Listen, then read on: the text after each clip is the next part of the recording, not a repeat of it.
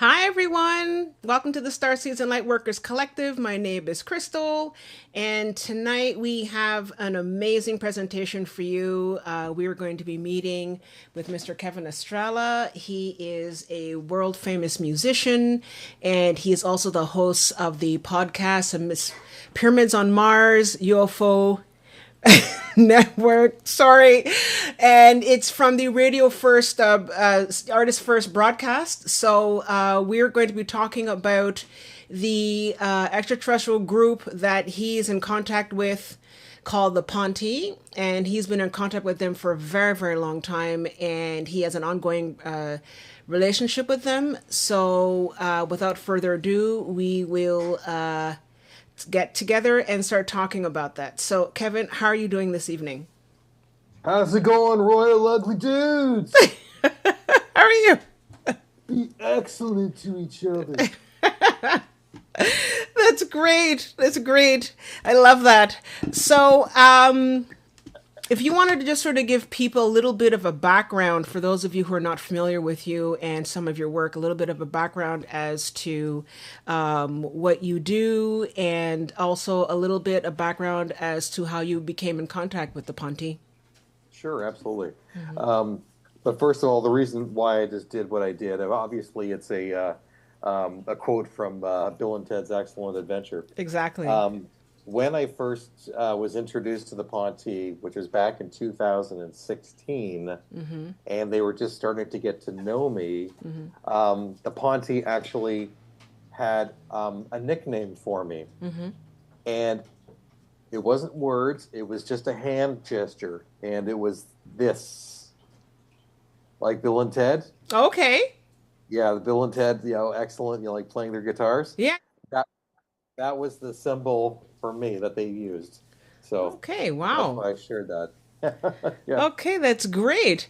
And did they even know what they were doing? Because I mean, it's kind of weird. I know sometimes different groups try to use symbols that maybe Earthlings will find easy to understand and to connect to.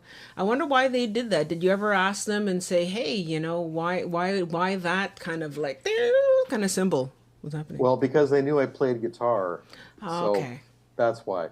So they've heard my music, they're familiar with my music, and so the hand gesture was like a kind of a hats off to Bill and Ted's because they do they do check out human our culture of movies and stuff like that. So they're pretty educated and stuff like that, especially Radar, my Ponte buddy, or his correct name is Rahaz, which is R capital HZ, or capital R comma HZ, I should say. And his job when he came to Earth about 20, maybe it was 8 years ago, maybe 10 years ago, his job was to study all Earth's TV shows and movies that had anything to do with extraterrestrials to get a sense of what our knowledge is about star nations and what where we're going forward with our understanding of who they are. Okay. So he was basically hired to be a couch potato to watch all this stuff. So Okay. yeah, Wow. but Okay. yeah, but I'll go back and I'll introduce who I am Sure. so people kind of know. Um, for those who aren't familiar with me, I'm the guitarist of the instrumental rock band Pyramids on Mars, music from the mystical red planet. My music is very similar to instrumental rock guitar players like Steve Vai, Joe Satriani. Satriani actually more because of the way I speak, my guitar speaks in melodies. So, Pyramids on Mars was created January of 2011. I have released 4 studio albums since then. I play all the instruments on all my albums, so all the guitars, bass, keyboards, and I do all the drum programming. So, yeah, I built up to like I had like 100,000 Twitter followers at one point. I've done over 100 radio interviews and magazine and website reviews of my albums. I have tons of testimonials from magazines, of my reviews from my albums. So it's been great. Uh, Worldwide radio play, and then I've had ET experiences for a very long time, but it really kind of most of it stemmed from my introduction to the Ponte. That's where things really began, and my music is extremely tied into my ET experiences, uh, in the sense that um, I studied ETs for many, many years, uh, going back to university where I was reading Bud Hopkins books on alien abductions, and I was fascinated by that. And then there was somebody in my dormitory who actually had internet and had these schematics from Bob Lazar of these UFOs that he had worked on at Area 51. So I was like, all of a sudden, like, this is real. Like, these things are real. And so that was really my start of my rabbit hole dive. But then once the internet kicked in around the year 2000, then I started watching a lot of videos from Richard Hoagland on YouTube talking about the anomalies on Mars and on the Moon, and I was becoming really fascinated with this. And then there was one day I heard stories about um, alien bases on the moon, and I thought, okay, what kind of crackpot weirdness is this? A new conspiracy, because I was still warming up to the whole idea of ETs and stuff like that, and then they're talking about alien bases on the moon. And then I started looking at the images that they were showing on on on YouTube of these pictures of the moon with these airbrushed out images, tall things like towers, lots of things that were being blurred out, purposely like airbrushed out, because back in the 70s, the technology wasn't very good. So it was obvious that somebody had taken and blurred out these images on these pictures. But the thing was, for me, it triggered a memory because I had seen these pictures before. And it goes back to when I was like 4 years old. And then I remembered when I was four in my doctor's office, he had this huge picture book of the moon. And on the cover of it, it had an astronaut, that was on the moon. And so I always gravitated to this book whenever I was visiting my doctor, and I would flip through the book. Now, it was a thick book. It was like, at least an inch thick. The first 25, percent of the book was like color pages of the moon, the astronauts doing their thing on the moon. But then as you got deeper into the book, it was all black and white pictures. But all those pictures for the rest of the half of the book were all airbrushed out. Images after images after images of things that were airbrushed out in this book. And I was frustrated as a 4-year-old because I'm not stupid. I knew that they were hiding something.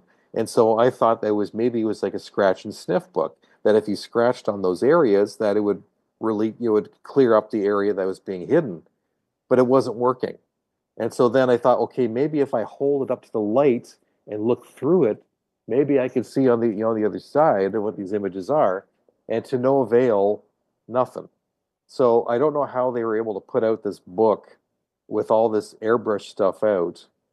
And then I'm seeing 25 years later, seeing the exact same images on YouTube, and I realized, oh my God, they're right. There are alien bases on the moon. So this was like a huge culture shock for me, realizing how serious, this is and how serious this topic is. But I was in the process of diving deep into the UFO phenomenon for many years over the periods, and I ended up becoming um, just I was studying all the time, watching videos and learning as much as I could.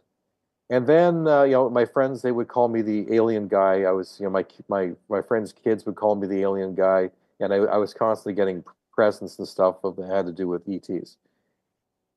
And it was this is but the reason I'm telling this story is because it has a lot to do with who I was learning I was becoming. or remembering who I was. That's the important thing. Remembering who I was. Kevin, can I ask you just for a moment? It seems that your video is a little bit spotty. Are you? Is it? Did you want to sort of maybe lower the I don't know, the resolution or something, just so we can see you more clearly? I think. Lower the resolution. I could step a bit forward. Yeah. No, it's more to do with this. It's like you're coming through. Your frames per second is a little bit spotty. I don't know if you wanted to. Are you using a phone or? No, I'm No. using a laptop that's plugged directly into a modem. Okay. All right. So we'll continue. Maybe it's an issue on our side. So I want to apologize to our viewers, but we'll continue. So you were learning to remember who you were, I and was learning to remember who I I was. was okay. And I remember, I came to the realization of who I was and what my mission was, my purpose on this timeline in the year 2000. I went out to the backyard looking at the skies, talking to whatever grays were out there, saying, I'm here to help educate people about the ET phenomenon. I know that this is my purpose and I want to help. So please, I'm here, I'm ready. Now, this is a deep conscious commitment that I was already making to myself of remembering this is why I came into be was to do this. It would still be another 14 years before my activation would happen. But at this point, I still did not realize that I was a starseed. I would come later, a few more years until about 2015, 2016 to realize that I was a starseed. So 2014 was the significant year for me where things began when a went out to my backyard August 21st, 2014, 10:30 at night, and I just put my kids to bed, and I looked up at the sky and at my backyard within a matter of a few seconds of me stepping out into my backyard, this object comes out from behind my neighbor's tree, and it was waiting for me, and it was about only 100 yards away. It was a disc. It was a flying saucer.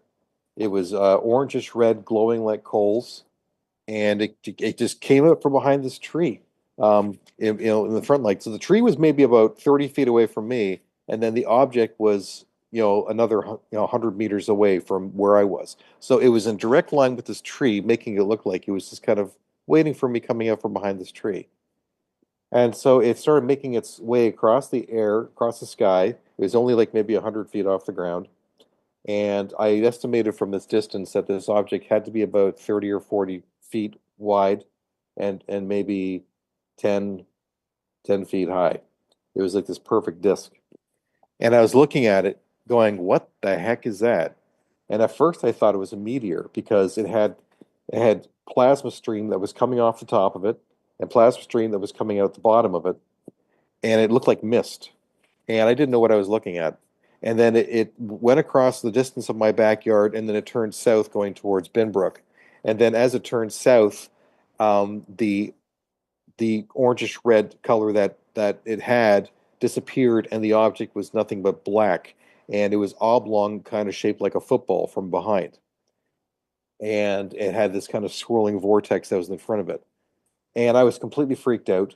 I didn't know what I had looked at or what I was looking at. I didn't even think it was a UFO at the time because I had never seen a UFO before. And then afterwards, I realized that's what it was. And so that's when I, filled out a full report to MUFON, and it would be almost a year later where the pieces would be starting to be put back together for me with massive synchronicities that would ultimately change my life. I'm kind of bringing all this in as a background to where I ended up today, Mm, because it's important to know the whole story of absolutely. I just didn't one day wake up and these guys showed up. That would be incredible. Who are these guys? But yeah, I So, wanted to just sort of actually just sort of go back to something you said because it's something that I'm starting to hear again and again with people who are having experiences. Now, you said that there was a sort of a vortex in front of this craft, and it seems to me that this is a theme that I've seen repeated with other people as well. Now, looking back, I mean, obviously at the time you probably wouldn't have known, but looking back, would you say that this vortex is exactly how they're traveling from their world into ours? What is this vortex? Because I keep hearing it over and over again. it could have been one of two things. Because I filled out a report to MUFON, and Stu Bundy did the evaluation on it. Okay. And I met with him at the first UFO conference, Alien Cosmic Expo 2015 in Burlington, Brantford. And he explained to me, because I had drawn pictures of the image that I like the craft, and then he did research in regards to, were there any anomalies that night? Were there any meteors, whatever, in Hamilton? And nothing came up. And then he asked me about, what color I saw, from the object and what it looked like. And I said it looked like glowing coals. It was orangish red and kind of like almost like it was breathing. And then when it turned, that's when the colors, there was no light source at all. It was black. And then he snapped his finger. He said, "That's it. That's when we knew that you were looking at a physical object. That object was radiating plasma. And what's going on is that you can only see plasma from certain angles, and then other angles it disappears. That plasma stream disappears. And I can verify that because I had a friend who did experiments in his basement, and he created these levitating triangle um, things that were powered by old computer monitors as a power source, and it had aluminum foil around the bottom of it and the wires that went to the top, and it was made of like popsicle sticks. But then you would see when he turned it on, this blue plasma stream would shoot down across this pyramid and light up all the way around it. But if you looked at one side, the plasma stream disappeared, and it was only on one side. So he was verifying that what I was looking at was a physical object that was radiating plasma. Pretty interesting. So basically, because you can only see it from one angle, that means that it's because like a, how should I say, an optical illusion, or is it because it's at a different dimensional space? No, If it's I'm just the understanding nature. it. It's just the nature of physics. Okay. So when you see the craft from the side, the plasma is going in one direction, right? Mm-hmm. So it's radiating along the sides of the craft. But then when you turn the craft and now you're looking at its back, the plasma is radiating towards you. Okay. And now the way the light is only hitting from the side of the ship. So now you don't see the plasma stream. It's invisible from behind. If you would step to the side, then you could see the plasma stream. You see what I'm saying? Yeah, I see what you mean. Yeah, yeah, yeah. Okay, that's great. So then he was able to verify that, and that's interesting because you didn't know at the time what was going on. It No. means that it was definitely real. So what happens at this point? Where do we go from here with that? So he's confirmed it, and when someone like that, especially someone from MUFON has confirmed it, how did that make you feel? Did you feel like, oh my God, this is it? Like I what felt were you feeling? validated because he said, "I'm so glad that you're here. We're doing a presentation on you tomorrow." Oh, Yeah, on the Sunday they were doing a presentation, and I was just like, "What? A oh, presentation on me? me?" And he said, "Yeah, your case is one of the most authentic, close encounters we've ever come across Oh, with how close you were to the craft. okay. It wasn't like I saw like like it looks like a star that's moving across the No. sky, flashing at you. Mm-hmm. This thing was only 100 yards away from me. Okay. Like it was damn close. Mm-hmm. And the synchronicity that it went across my backyard, only my backyard, and it was waiting for me. Mm-hmm. Like there's something else that was going on here, but Okay. I didn't understand what it was. And then I asked him the most important question. I said, "Well, how many other people reported it? There must have been dozens because it Yeah. was 10:30 at night, and it's in the city of Hamilton over a busy subdivision. There must have been like dozens of reports." And he said, "Well, that's the thing. Nobody else reported it." Oh. And then I'm thinking, that's impossible. There's absolutely no way. It, there's no way. And at this point, I was getting worried because it didn't make physical sense that nobody else would have saw it and nobody else would report it. And so, I was introduced to Grant Cameron, UFO researcher, at the UFO conference. Okay. This is where the synchronicities, the very first synchronicity for me ever happened in my life was before I had gone to this UFO conference. There was a 3-page article in the Hamilton Spectator talking about the Alien Cosmic Expo, and they had a whole whole section on the presenters who were there. Okay. And then when I was reading, I saw Stanton Friedman was doing a presentation. Paul Hellier, the former defenseman, he was there. This is a big deal. This is a huge. Yeah. This is a really important first UFO conference in Ontario, in Canada. And then when I saw Grant Cameron's presentation, his presentation was on extraterrestrials and musicians and why extraterrestrials are contacting musicians to raise the consciousness of the ET presence. Okay. And I went, oh my God. This is about me. That is about you. Because I had already released my first album, Pyramids on Mars, which, the whole idea was to get people's attention that pyramids on Mars are real. Yeah. There are pyramids on Mars. And so I'm realizing this is a common phenomenon that musicians are being contacted by ETs. And then I felt like Jesus' disciple. I felt like, okay, I'm being called to go see Grant Cameron because there's something bigger than myself that's going on here now. At first, I thought this was just about my own personal journey, and now he says this is a phenomenon. I'm like, holy shit! Yeah. And so when I get to there, I walk up to him before his presentation, and I hand him my Pyramids on Mars CD. He looks down at the CD. He looks up at me. He says, "We got to talk." And I'm like, "Yeah, we do." And so then when he did his presentation, he was talking about how many musicians have been contacted by extraterrestrials. Everybody from Elvis to Ace Frehley from Kiss, all the members of Yes, the Moody Blues, Al Jurgensen from Ministry, David Bowie, John Lennon, and it goes on and on and on. It's a phenomenon. And Grant Cameron did a study to find out, okay, if this is happening with musicians, how about is it happening with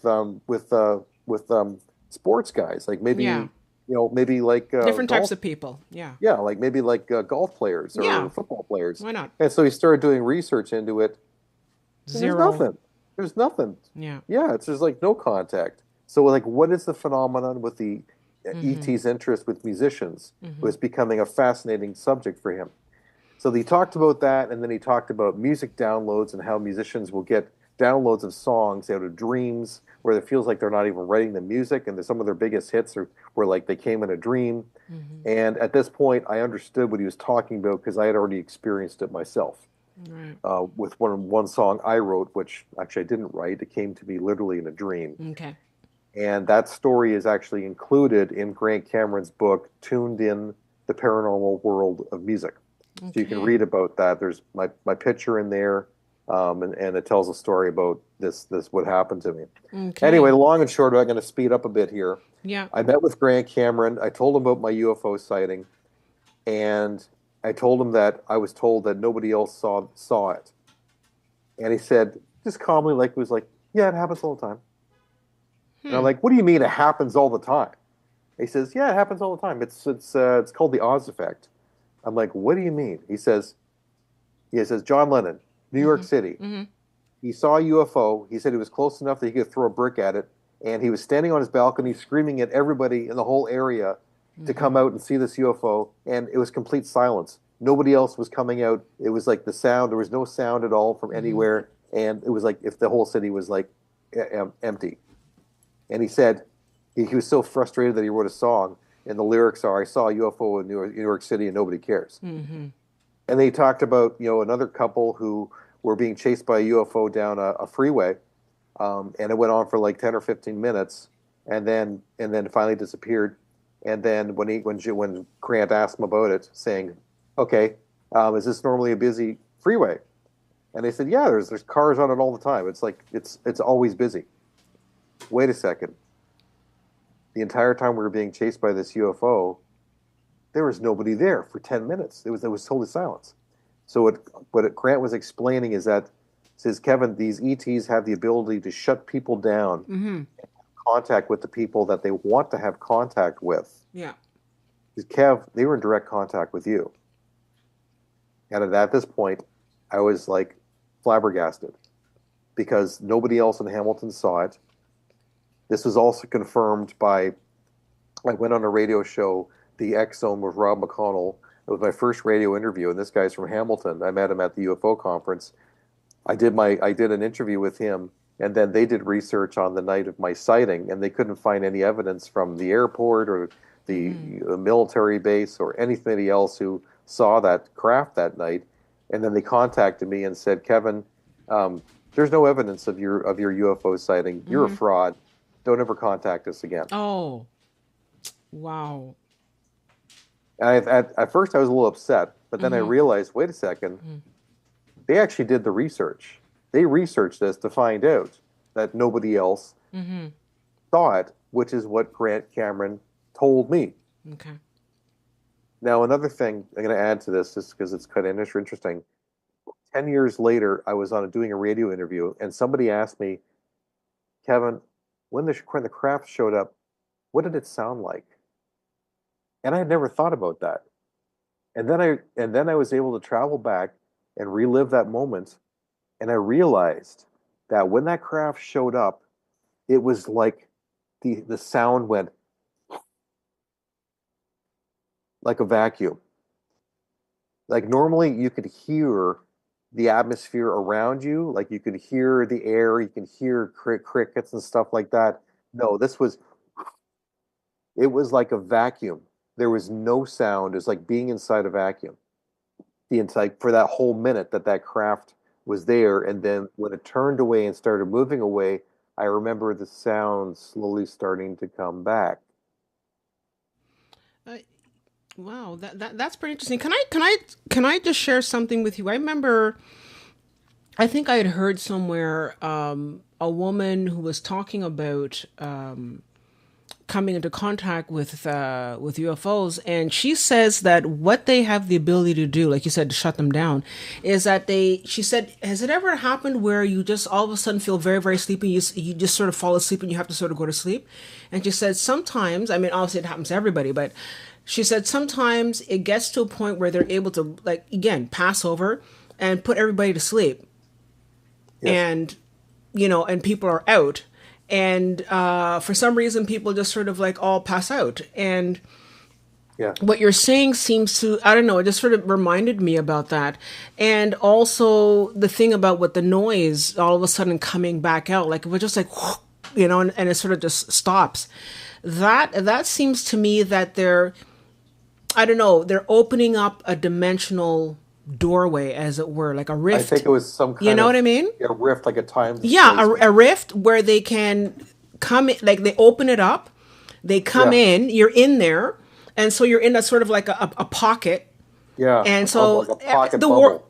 So everybody's around you and everything's going on, and maybe that's the reason why also people are not seeing it, because you're in a bubble. A rift bubble. And so everything is happening all around you, and people are walking around, or people are on the freeway or whatever it is, but they don't see it because they're not in there with you. I don't know. How do you feel about that? That's exactly what I felt happened. Okay. And I had kind of a similar story that was told to me by somebody else who had an encounter with two humans in New York City, but they were like, I guess they were like using screenings, or they were pretending to be human. One was in a wheelchair and one was not. And they met with this guy, but the time when he met with them, it was like all the traffic stopped in New York City. there was no cars for like 5 minutes. That never happens. Yeah. Well, not New York, that's for sure, you know? Not in New York. No. And he was talking with these two gentlemen for like 5 minutes with no cars going on.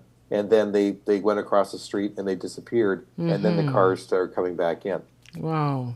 Okay. Well, then I can mean there's definitely something to be said. It's not the first time I've heard about that sort of thing where people just sort of just pop out of nowhere and things are happening. So there's definitely a certain level of technology that they're using in order to sort of, slice into existence and slice into different dimensions. And what I'd also heard is that sometimes, for example, where they say, well, how come, ships are able to sort of fly so quickly and to get to where they have to go without bumping into anything? And what I'd heard is that they go out of our time into null time. And null time is some sort of like empty space, some sort of empty corridor, and they can travel along that and then come back in to, you know what I mean? Like they come back into a dimension, well, in this case, a third dimension. But by that point, they're going, and that's how they're able to sort of go very quickly and come back in again, because obviously time is relative and also is like, if they're bending space and time, you can just do that. But I guess it also it means that it implicates the fact that they can also bring people into that sort of null time, as it were, Yeah, actually, and Susie Hansen described kind of the same thing of when she was on board a craft, and they that kind of going into that dimension outside of time. They had to do that because they were going to be traveling through the Earth as a shortcut to get back to where they were supposed to be. Yeah. And even on the screen went kind of white and blank for a while they were traveling through the Earth as they were stepping into this other side dimension, or their molecules are passing through the Earth. I don't know. Yeah. But basically what this means then is that this answers this question, because a lot of times scientists are like, oh, you can't have, UFOs and aliens can't be real because how would they get from planet to planet? You know what I mean? Obviously, that's a bit of hubris, because they're saying, well, if you're using our technology, yes, it's not going to work. But obviously, they're learning how to cross-dimensional planes and get to where they have to go very quickly. So that explains that whole thing. But moving forward, did you want to... who's a friend with you? Who's your little friend? This is Frisco. Oh, Frisco. Hey, Frisco. Yeah, Frisco. Hey there. Yeah, he's my pal. He was sweet. Curious to see what was going on. Exactly. So, well, he wants to be a part of the show. He wants to be part of the show, so he's just hanging out. There you go. So did you want to continue your story? Did you want to move to the slides, or how do you want to do this? I'm going to continue because I haven't even got to the Ponte yet. Oh, okay. How they became into my life. Oh, okay. So I started having some more synchronicities. So as I was building my following with Pyramids on Mars, I was building a Twitter following. And then there was one day where I had this lucid dream where I was back in my old house, and I was standing in my backyard, and there was these three grays holding one of my guitars out to me. And it was my Ibanez, and it had this design in the neck, which I recognized as it was a crop circle. That was a crop circle of DNA double helix of our DNA, and it was green, and it covered the entire neck, and it looked really, really cool. But I was thinking, there's no way that I could have that carved into my neck, because it's just too elaborate of a design. But it looked really neat. And I remember actually when I woke up from this dream, I woke up and my hands were actually outstretched to them because I was reaching out to take my guitar from them. I woke up like this, and I was like, holy crap, this is like this dream was like real. It was like, it was beyond just a lucid dream. I mean, I was still asleep, and I woke up, and I wake up with my hands out like this because I was trying to take the guitar from them. But let me just sort of jump in here, because just as a dovetail, what we're talking about different dimensions, are you sure this was a dream, or was this sort of like you were pulled while you were sleeping into the dimension where they were communicating with you? You were put back, and then you're like this. I don't know, because it seems I to me that the dream is one thing, and it can be a dream. I don't know, but it just seems to me that there's a little bit more going on there. I don't know. there was more going on. It Okay. was I think it was one of the first lucid dreams that I ever had because Okay. it seemed more like if I was there and I was conscious and they were introducing and holding out this guitar Exactly. with this neck illusions design on Yeah. it. And then here's where the synchronicity takes place. 3 days after I had that dream, I'm followed on Twitter by Neck Illusions, the company Neck Oh. Illusions. And they have custom designed neck graphics for guitars. It's so you don't even need to you don't even need to have a name in our neck carved. They create these decals for it. I'm thinking, what are the chances of this? Synchronicity. It's like I was shown this and they want me to have this symbol on my neck of my guitar. And I knew exactly what it was because it was a crop circle from 1997 Wiltshire, England. And so I contacted Neck Illusions. I sent them the picture of the crop circle, and then I sent them a picture of Steve Vai's gem guitar, which has this green vine, looks like a green vine neck design. I said, "Can you make this Neck Illusions design of this DNA double helix, but put it in this color?" And they absolutely loved the idea so much that they gave me an endorsement, like immediately right there. Wow. Did you just out of curiosity, did someone by any chance turn around and say, "Oh yeah, we like how? Why did they all of a sudden start following you?" Because I'm somehow getting the impression that they also reached out. They reached out in a way to the people of that company while they're also reaching out to you at the same time. And that's why, because sometimes you wake up and you say to yourself, Jay, wonder about doing so and so, or what about, I'd like to do so and so. All of a sudden it sort of just pops into your head, and you sort of get like a sort of like a download. It sort of drops in, or someone says, I was thinking about you the other day, and then all of a sudden you call, that kind of thing. Do you feel I that maybe they might have also just sort of reached out? I I don't know. think it was the way they work. It worked. They work in mysterious ways. The way I was building my Twitter following was I would go and I would follow a bunch of people, and then I would get a certain percentage of people who would follow me back.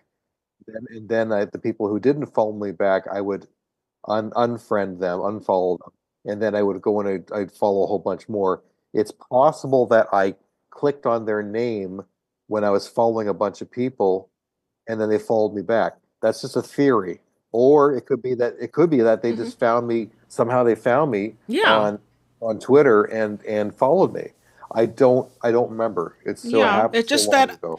it's just that it seems that there are a lot of people that would follow them. Like there's a lot of people, a lot of musicians that would follow them, and I don't know if they go back and they follow everybody else. It just seems kind of weird that you know, poof, they're starting to follow you like that. That seems kind of a little Yeah. bit out of the blue, Well, the but most important thing was that I got the design on my neck that they wanted me to have, and then I learned shortly afterwards, from a friend of mine, Solaris Blue Raven, she's also a experiencer and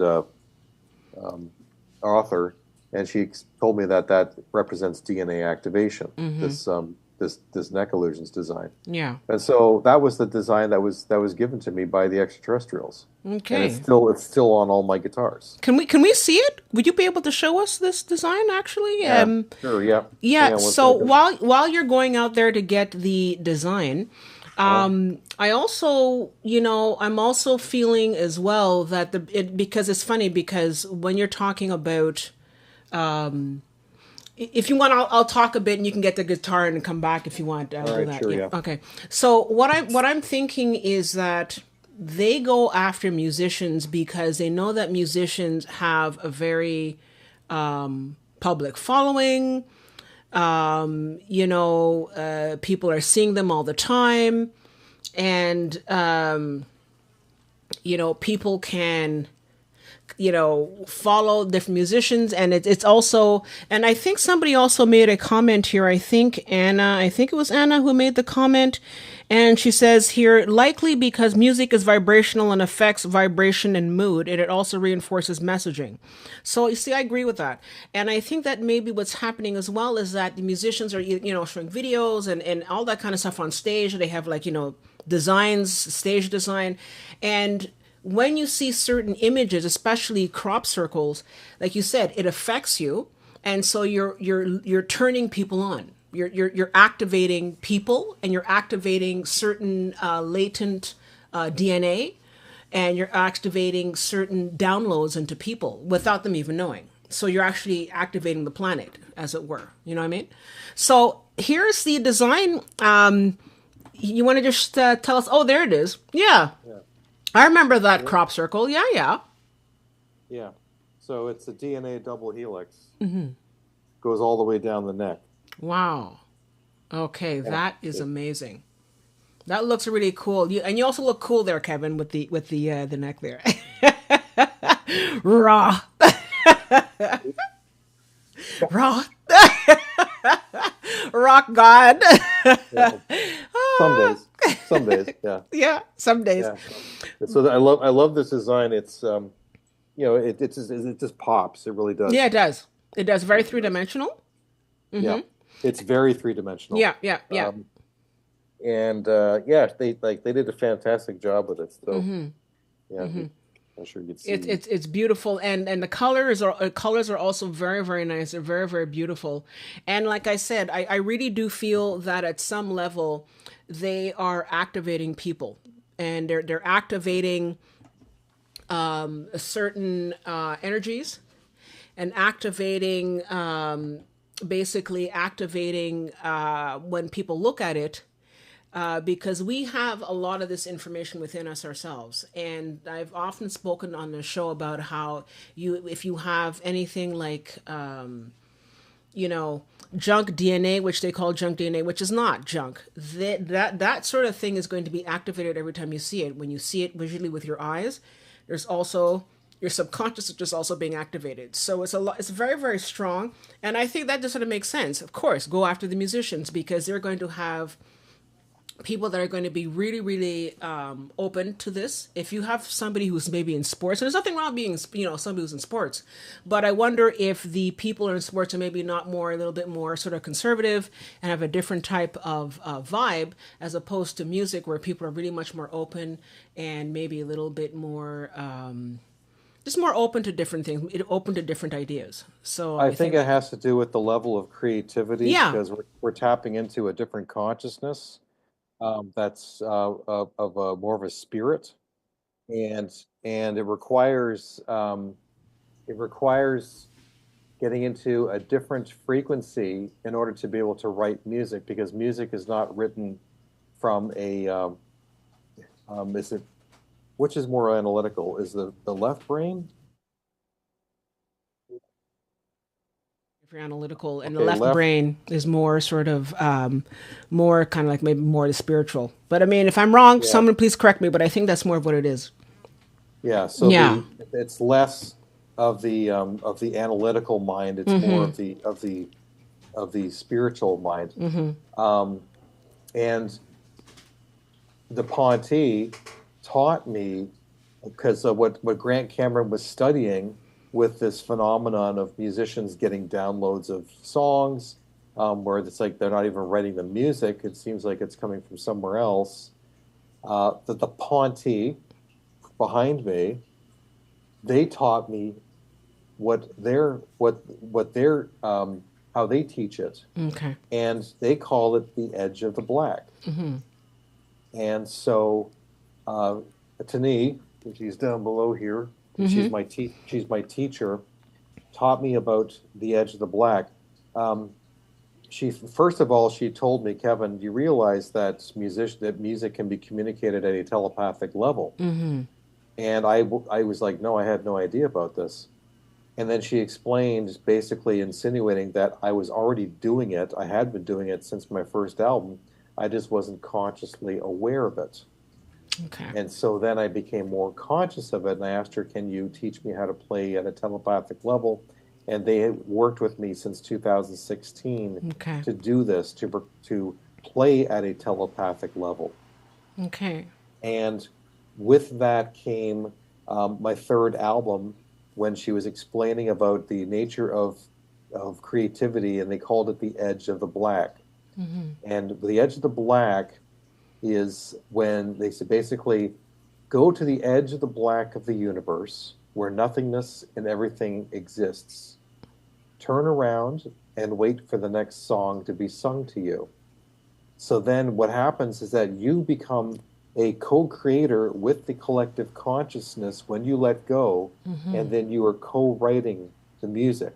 And then you Wow. put your amplitude of your emotion into it, and you sing the emotion of it, and you become a co-creator. So Wow. when you get out of the way, then you become the music. You know, so many people have different names for it. James Hetfield from Metallica called it the zone.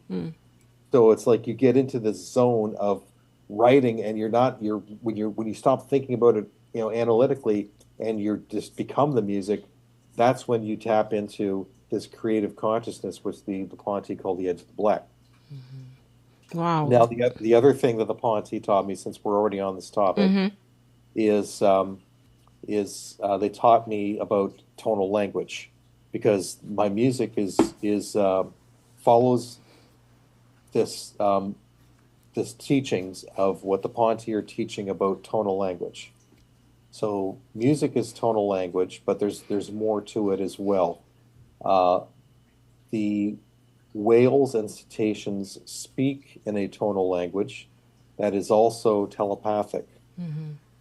And I asked them, can you teach me this? And the Pontes said, yes, we can teach you this.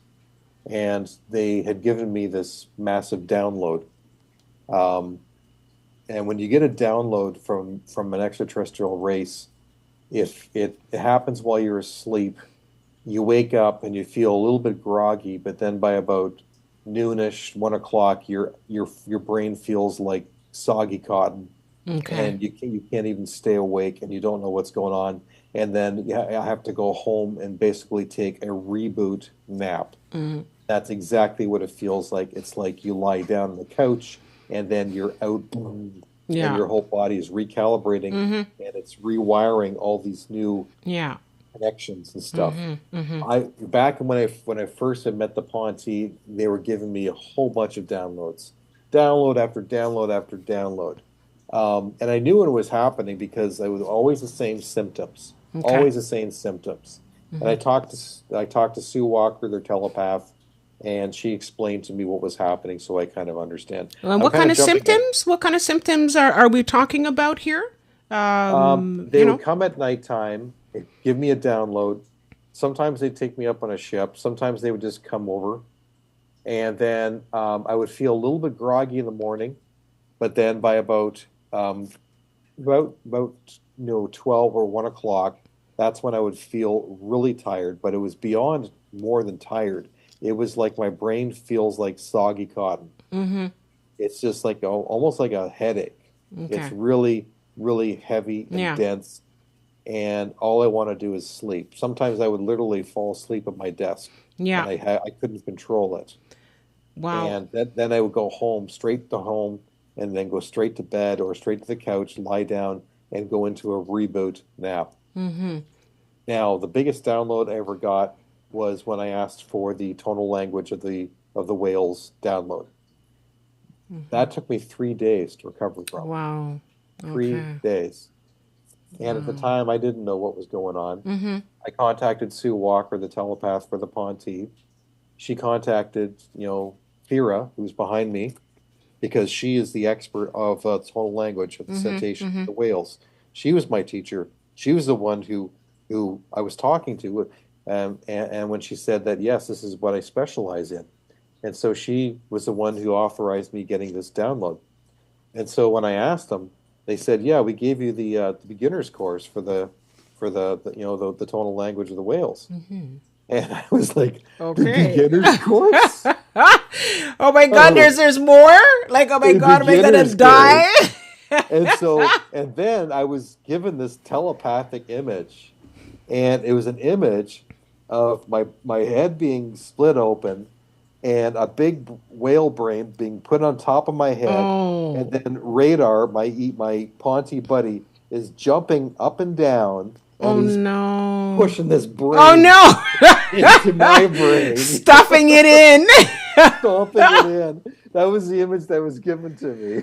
Oh my God, that's so wild. That's so crazy. I mean, it's funny, but it's also kind of like, really? Is it gonna fit? It's a bit much, but I'm listening to your story, and a couple of things are coming to my mind. And one of them is I find that, and we talked about just a moment ago about how sometimes ships are able to sort of come in and everybody sort of just falls asleep and then they can move around and all that kind of stuff. And I'm kind of wondering, and this is just, I'm just putting it out there. Do you think that they're also giving people the planetary downloads, and that sometimes this is the reason why sometimes people just sort of feel like, oh my God, I feel so tired all of a sudden, and it, because it just seems that I'm hearing you describe what you're going through, and I'm thinking, what is this kind of weird, because I've had that too. And I mean, yes, we can all get tired, we have our moments. Maybe you didn't sleep well last night, you went out to, you had a party. Okay, I get that.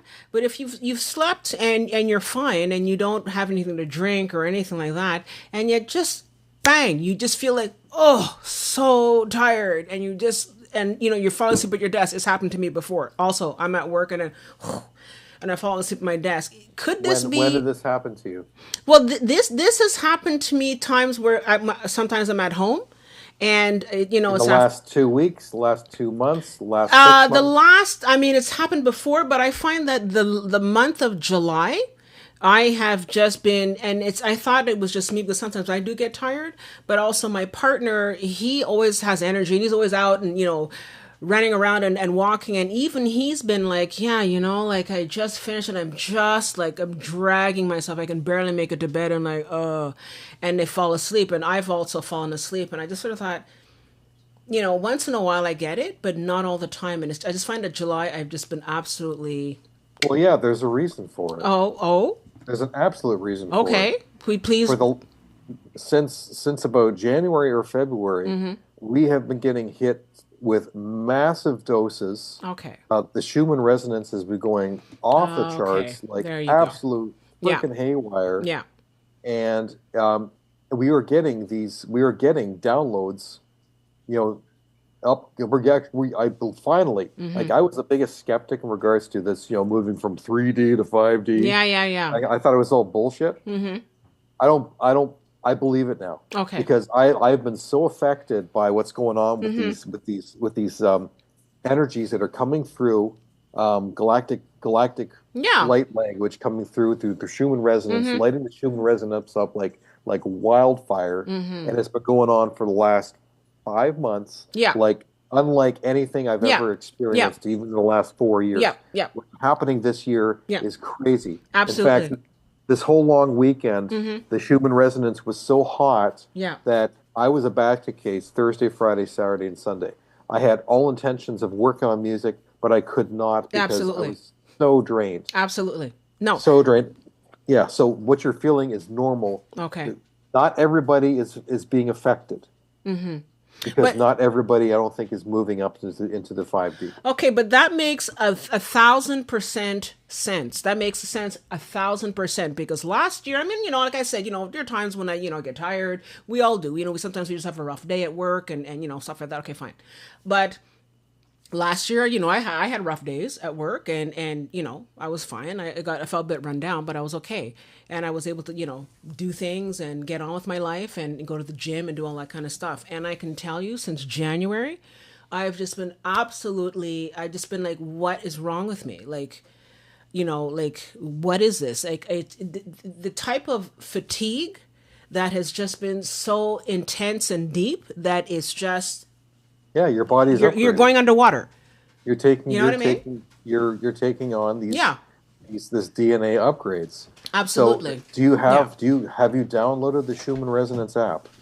No, I have not. And if you could, and a couple of things here before we continue, I'd love it, Kevin, if you could give me some of the links later on, because I'll put the links down in the description below, and especially the link where you talk about you were featured in a book, and if we could Okay. have the name of that book and everything. All And right. now you're talking about this Schuman Resonance app. Can you tell us a bit more about the app, and then I'll put that down. I'll put that in the description below. Yeah. So the app is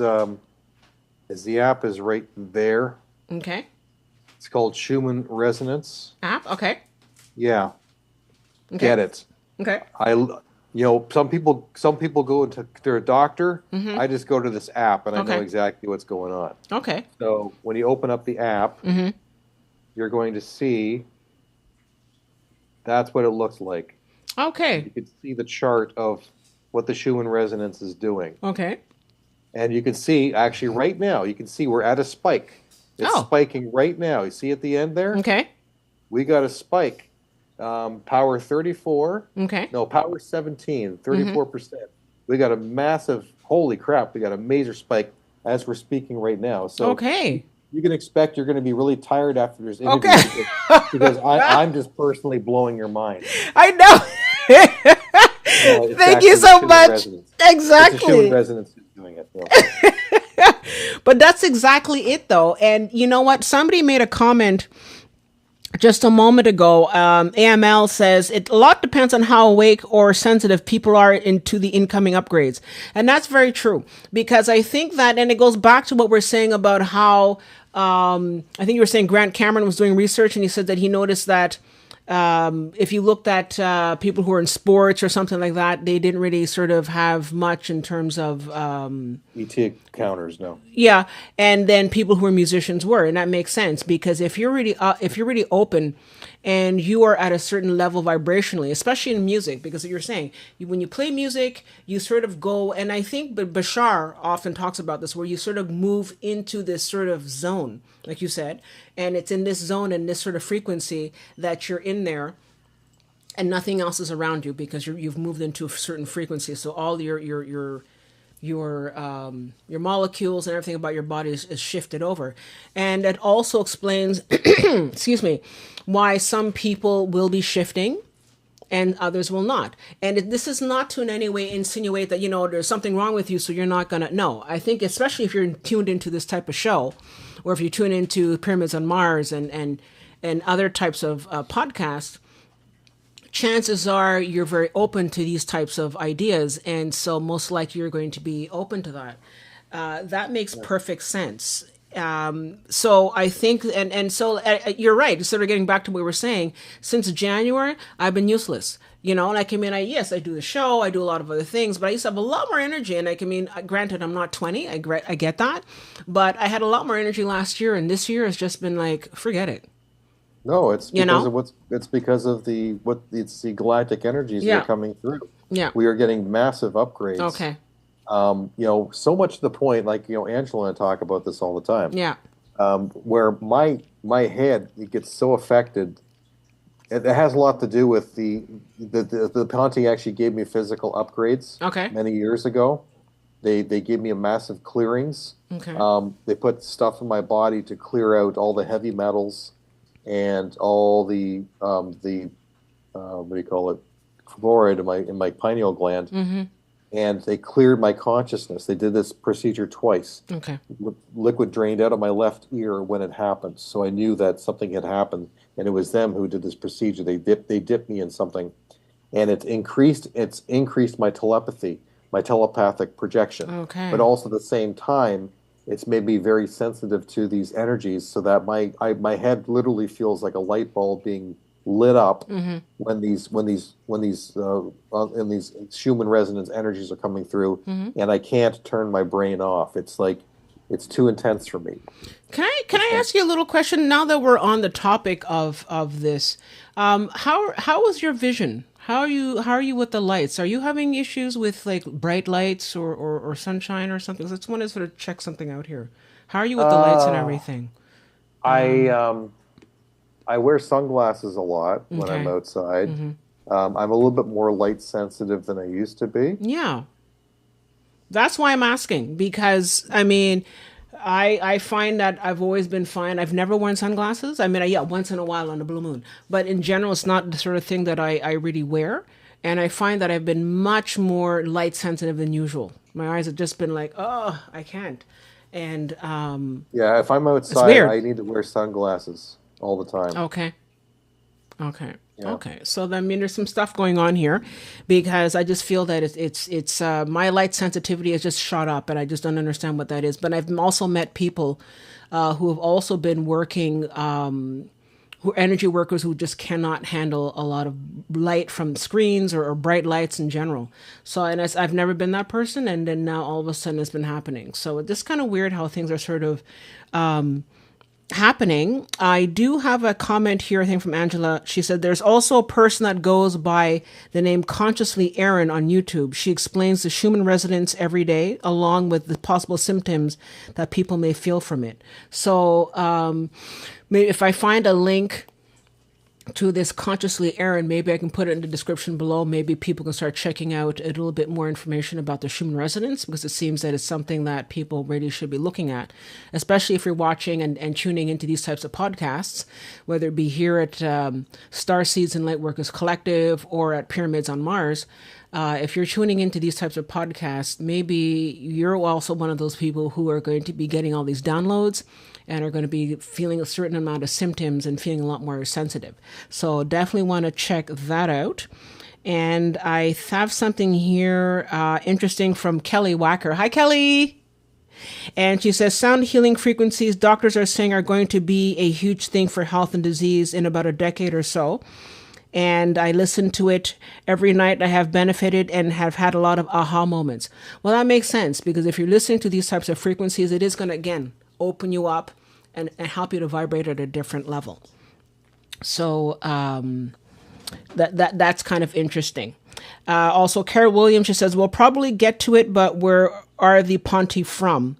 Okay, so maybe we wanted to sort of go back to... Now I can start talking about the Ponti. Okay. Yeah. Which is actually perfect timing, because Okay. we just finished the first hour. Mm-hmm. So the first hour was kind of the intro to Kevin Estrella 101. Okay. So the Ponti entered my life back in 2016. So I met a friend. He's from Queensland, Australia, and he told me that, did you realize that there's a extraterrestrial group using Twitter? And I was like, no way. He says, yes, at Sandia Wisdom. And I said, are you serious? Really? He said, yes. And he says, they have a telepath, and she runs the Twitter account for them. You should check them out. And so I did, and I went to it. It's at Sandia Wisdom, and it says, I am Commander Tilcom. We are here to prepare you for official first contact. Okay. And can you spell that out for us at Sandia? How do you spell that? Just so I'm going to put it I'm going to put it in the description below, but just for people right now. Okay, so the at symbol, like for Twitter accounts, Sandia, SAN DIA, Wisdom, WISDOM. Okay, so it's perfect. Yeah. Yeah. And so at that point there in 2016, there was only 4 of the Ponti who were on Twitter, which was Commander Tilcom, as you can see here behind me. That's okay. Commander Tilcom. Mm-hmm. I work for Tilcom, which I do. I work for him. And then there was Drudy. So can you see a picture of Drudy right here? I don't think we can see it. I think it's a little bit. It's underneath Tilcom.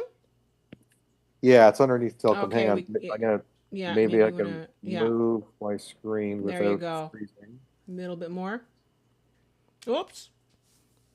Oh, damn it. Oh well. But while we're waiting for Kevin to sort of fix his camera, I wanted to sort of move that. Yeah, I'll just sort of go over it. Let's look at some of the comments that we've been getting. So I think people are really leaning into this. And we have here Brenda Berlin. Hello from Kenmore, Washington. Hi, Brenda. and Terry Scalia from Seattle, Washington. Hi, Terry. Thank you so much for joining the show today. And let's see. And what do we have?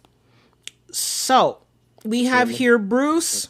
Bruce, you mentioned that you were listening to Kevin's blog last night for an hour. So yes, I'm glad that you're here and listening to us again. And let's see, what have we got? Oh, we have here, so we have people talking about that. Yeah, so we have, does Kevin know? So I have a question here from Anna. And Anna says, does Kevin know when they've planned to fully disclose themselves globally? That would be a question that we can look into. But I think, Kevin, you're still having some technical difficulties on your side. I'm going to have to leave and come back in. Okay. Okay, no problem. I'll be right back. Yeah, so while we're waiting for Kevin to come back, we will take a look at what's going on here. And you know what? I mean, I'm going to let Kevin answer that. But in terms in general of, different groups that have been coming, because what I've been hearing is that there are different groups surrounding the planet. A lot of big ships have been seen above the Earth's atmosphere, like way above. And a lot of them are starting to congregate. And I think this ties in with one comment that Kelly, I think you were making a comment about the different wars that are going on and stuff that's happening here. But I know that some people have been talking about some of the wars that have been going on. And I know that there are different groups that are vying for control of this planet. But I can tell you a lot of the positive ETs are going to help us to see this through. As if you've been following this channel for a while, you'll know that I've often said that next year, 2026 and 2027 are going to be some very, very high frequency years. And from what we've heard from Chris Bledsoe, who's one of a very, very well-known contactee at the moment, he is talking about how next year, around March or April, we're definitely going to have an introduction, if you will, an introduction to the fact that we're not alone in this universe, and that this is the big one. Like, I think this is going to be the big one. I think right now we've been given a lot of information. We've been given a lot of little hints and little Easter eggs here and there. But I think this is the big one. And I know that Bashar, the person that I follow personally, he's been talking about how 2026 and especially 2027 is going to be the big year. And we're going to see a lot of stuff going on at that time. So we really sort of, hang on to your hats, as it were. And so Kelly Walker is saying, do they talk about the galactic war going on right now? I asked since myself and all across the world, I could hear what sounded like fireworks for 5 days before the 4th of July, but it lasted for hours. Hey, you go. There we go. We can see you now. How are you doing? There you go. We can see you.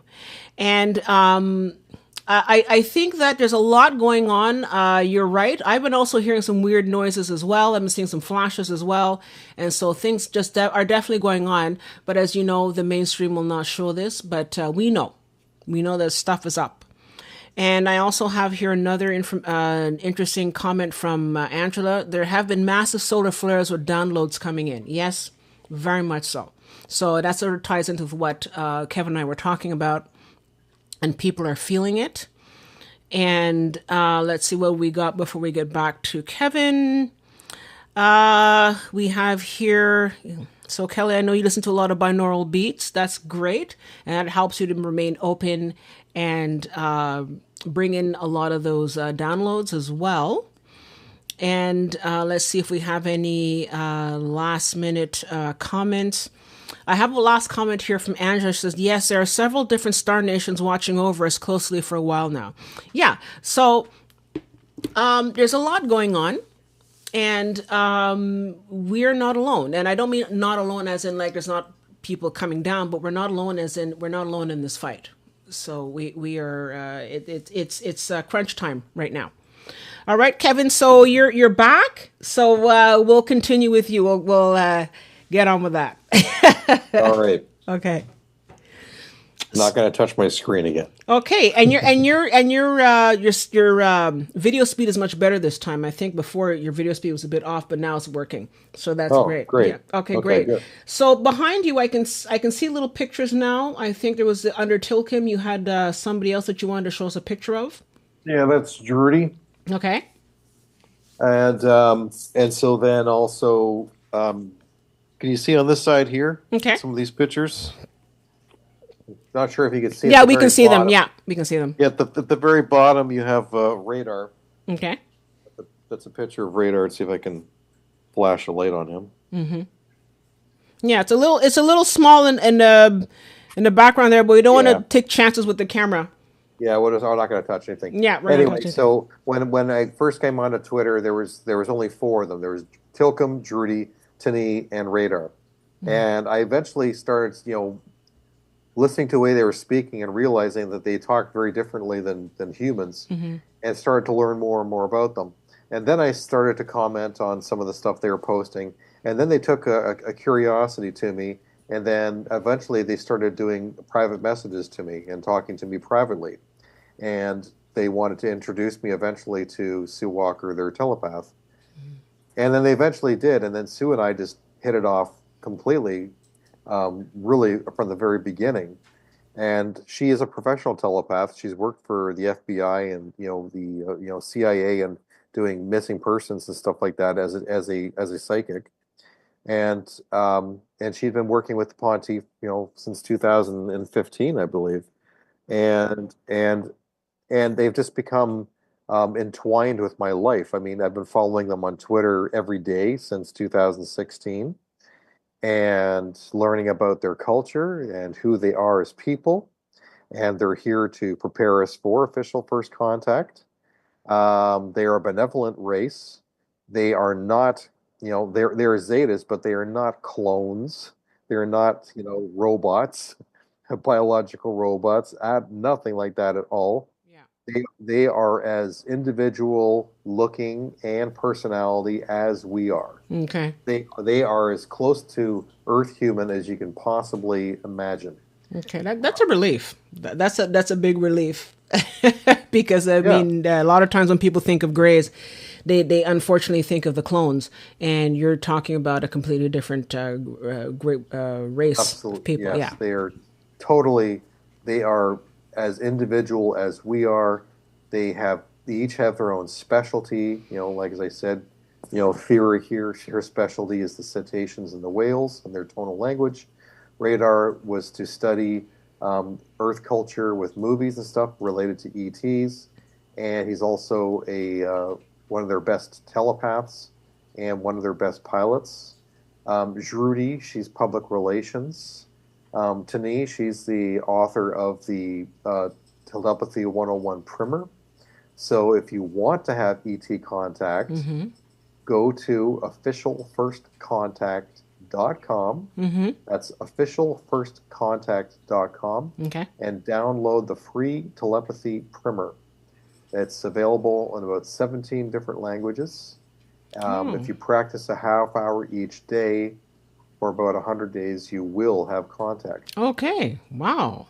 Okay, that's great. So I'm definitely going to have to put that one down in the section below.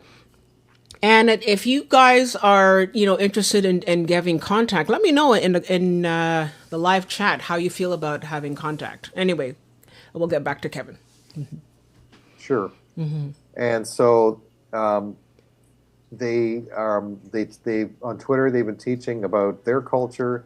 They've been teaching about the Earth changes, what's going on with the planet Earth, and also with the sun, and has kind of like preparing us for and answering any of our questions that we may have. Okay. And the Ponte will get hit with a lot of trolls. Well, it's not as much now, but they would get hit by trolls who would troll them mm-hmm. and say different things. Mm-hmm. And the Ponte would respond to these people and trying to get them to speak right-mindedly or see right-mindedly. And they have a lot of patience with people, but sometimes these trolls are not interested in bettering themselves. They're just there to entertain, for their own purpose of entertainment. Can And I so then, can I just ask a question? These trolls, is it just stupid humans, or are these trolls? I mean, without sounding like they're a human. conspiracy theory, they're human. Oh, they're human. Yeah, Oh, okay. So and they're just and they idiots. They're, as opposed to, because I thought maybe there was some sort of thing where certain, like, the archons or different type of like lesser energy beings are trying to stop the raising of the energy on this planet, and so they're doing the stupidity to No, attack. no, these are just people on Twitter. Okay. And this has been happening, since 2016. But I can tell you, they all have one thing in common. Okay. If you look at their profile, they always have, less than 50 followers. So they are like nobodies on Twitter. Okay. They're nobodies. And that could be because they've had their accounts suspended so many times for being assholes Yeah. that that's the reason why Exactly. they don't have any followers. Exactly. And then when they're trolling the Ponte, I'll just respond with a picture of their profile and laugh at them. And I say, you're a nobody. Why are you even here? Yeah, It's really. like, Yeah, that's stupid. Yeah, that's yeah. stupid. But like, I mean, the thing is that even if they are human, there are people out there that just really just don't want to evolve and are going to act No. stupid. So there you go. Okay. Yeah, they're not here. They're No. they're not right-minded. No. And they sometimes just come to attack or twist words and gaslight. Say you said this and you said this. Well, no, we didn't say this. Yeah, no. No, we didn't. No, so you got a rise out of you. Anyways. Just to get a rise. I'm not going to talk about the Twitter No, followers, no. the trolls. Okay. What's more important is learning. We've learned so much about so many of the different Ponte, who they are. We've learned about their culture, about their planet, and their celebrations. I mean, they celebrate their official first contact every year. They had their official first contact over 4 million years ago. Wow. They've been traveling the Okay. galaxy for over 4 million years. So you can imagine, we're so amazed at how much technology we have. Look Yeah. what we've done in the last 100 years. The Well, drop in the bucket. Drop in the bucket compared to what they've been doing. And they've been traveling galaxies for 4 million years. Wow. So when people Okay. say, it's impossible for them to come to Earth, they don't have the technology. See? Yeah. No, it's like hubris. You're talking smoke signals, and they're, Yeah. Yeah. they're like jet engines. Yeah, It's really. like, No comparison. No. no comparison. So don't even go there. No. No. Did you want to take a look at your My pictures. your pictures? let's Yeah. do it. So how about we do that? I'm just going to sort of load that up here. And you can probably tell us a little bit more about what it is that's going on here. So you have here I'm going your to show the pictures of the different Ponte, and I'll be able to talk about each of them. yeah, so you're So, brave and enough these are to- all. Sorry, These go are on. all portraits from Sue Walker. Okay. Just like the portraits up here, these are all original portraits of Sue Walkers of Ponte. This is what they look like. Okay. I'm going to talk about each of them. Okay, great. So we have the first one here. You're brave enough to call out into the darkness? Are you brave enough to call out into the darkness? Who are we looking at here? Okay, I don't. Can people see it? Yeah, people can see it, but I can't show you because you're at a different screen. So I'm showing people this thing. Okay, Okay. I'm on a different screen. Yeah. So, like, I'm in a different phase of consciousness. Yeah. Different dimension. I can't see. Exactly. Exactly. So on your first slide, is this I think you said Drushti? That's Drudy. Drudy. That's great. Yes. Okay. Yeah. That's great. And so what does it mean, are you brave enough to call into the darkness? What are we referring to Means, there? are you brave enough to practice your telepathy and reach out to star nations to talk to them? Okay. That's great. That's what that's about. Okay. And Because any star nation, I have to understand, if you want to have contact with ETs, you have to get over your own fears because there are rules that star nations have to follow. 3 rules: Okay. cause no fear, Mm-hmm. do no harm, Mm-hmm. leave no trace. Ah. Okay? Okay. So they cannot cause any fear to you. So you need to get over your fears in order to be able to, for them to be able to contact you. That's Got it. why if you practice the telepathy primer and you have ET contact, it may be just that you see a star that's moving strangely in the sky. And then you say to it, hello, the clouds, Okay. or blink, blink, and then it flashes at you. Oh. And that Okay. might be, as much as you can handle. Okay. And you're like, oh my God, I just saw a UFO, wow. Ah. And so you've gotten over your first level of fear. Okay. You Yeah. know, for me, like I have VT visits all the time. Mm-hmm. I don't, the emotion of fear, I got rid of that many, many years ago. Mm-hmm. I don't have an emotion of fear.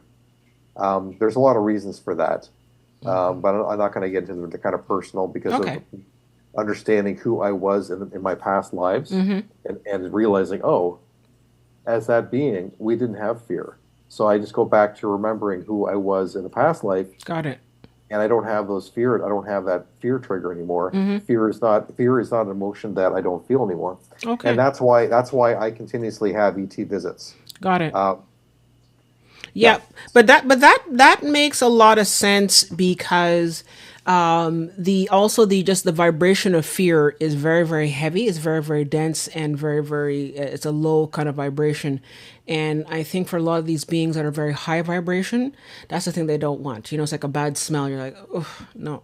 yeah, So it definitely doesn't surprise me that you definitely have to get rid of your fear, in order for them to sort of, like you said, they don't want to do any harm and to hurt people.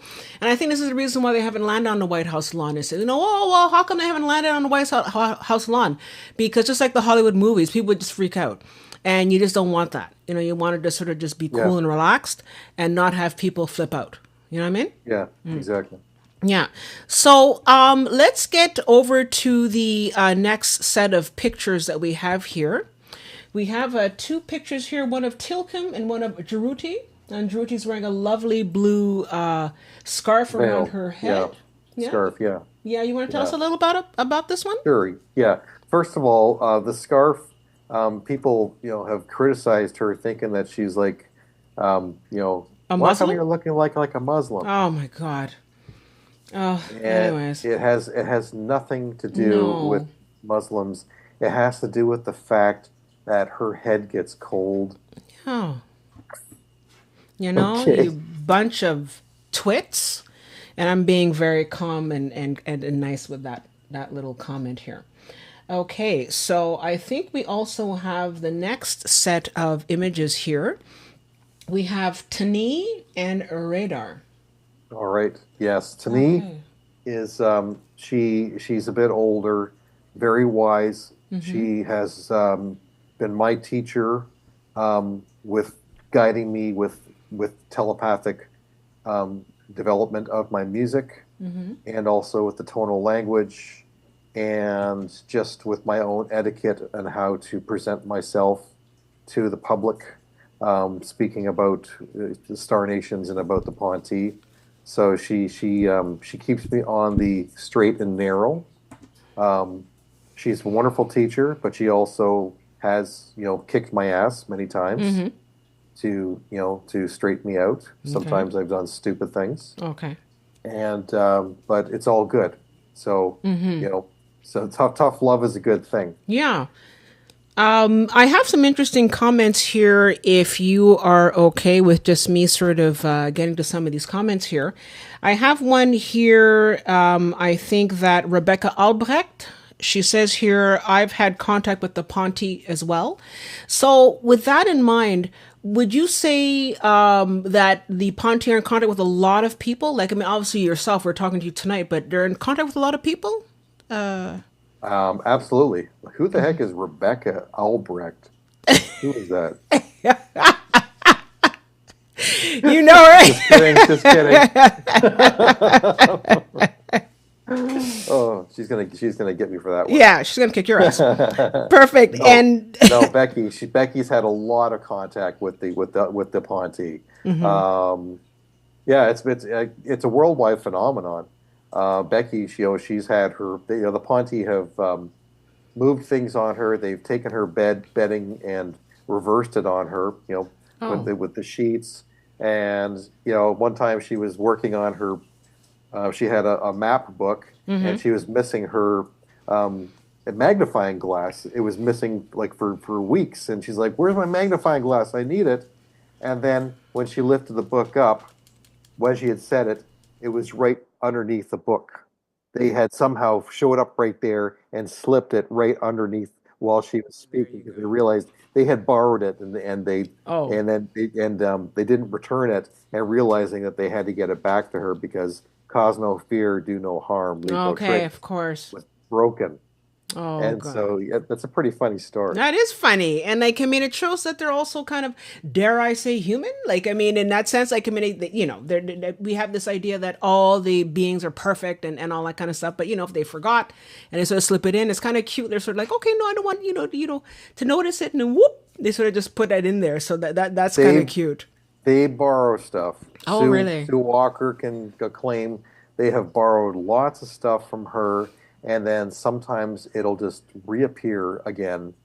The object that was missing will just reappear somewhere else where it's not supposed to. Oh, okay. So, I've had the same thing happen back in my apartment, where I guess one night they had picked me up and I had earplugs in, and when I woke up, my earplugs were missing, and I didn't have a lot of pairs back then. And so I Okay. asked them, can you guys? I'm kind of missing my earplugs. Maybe you could like find them.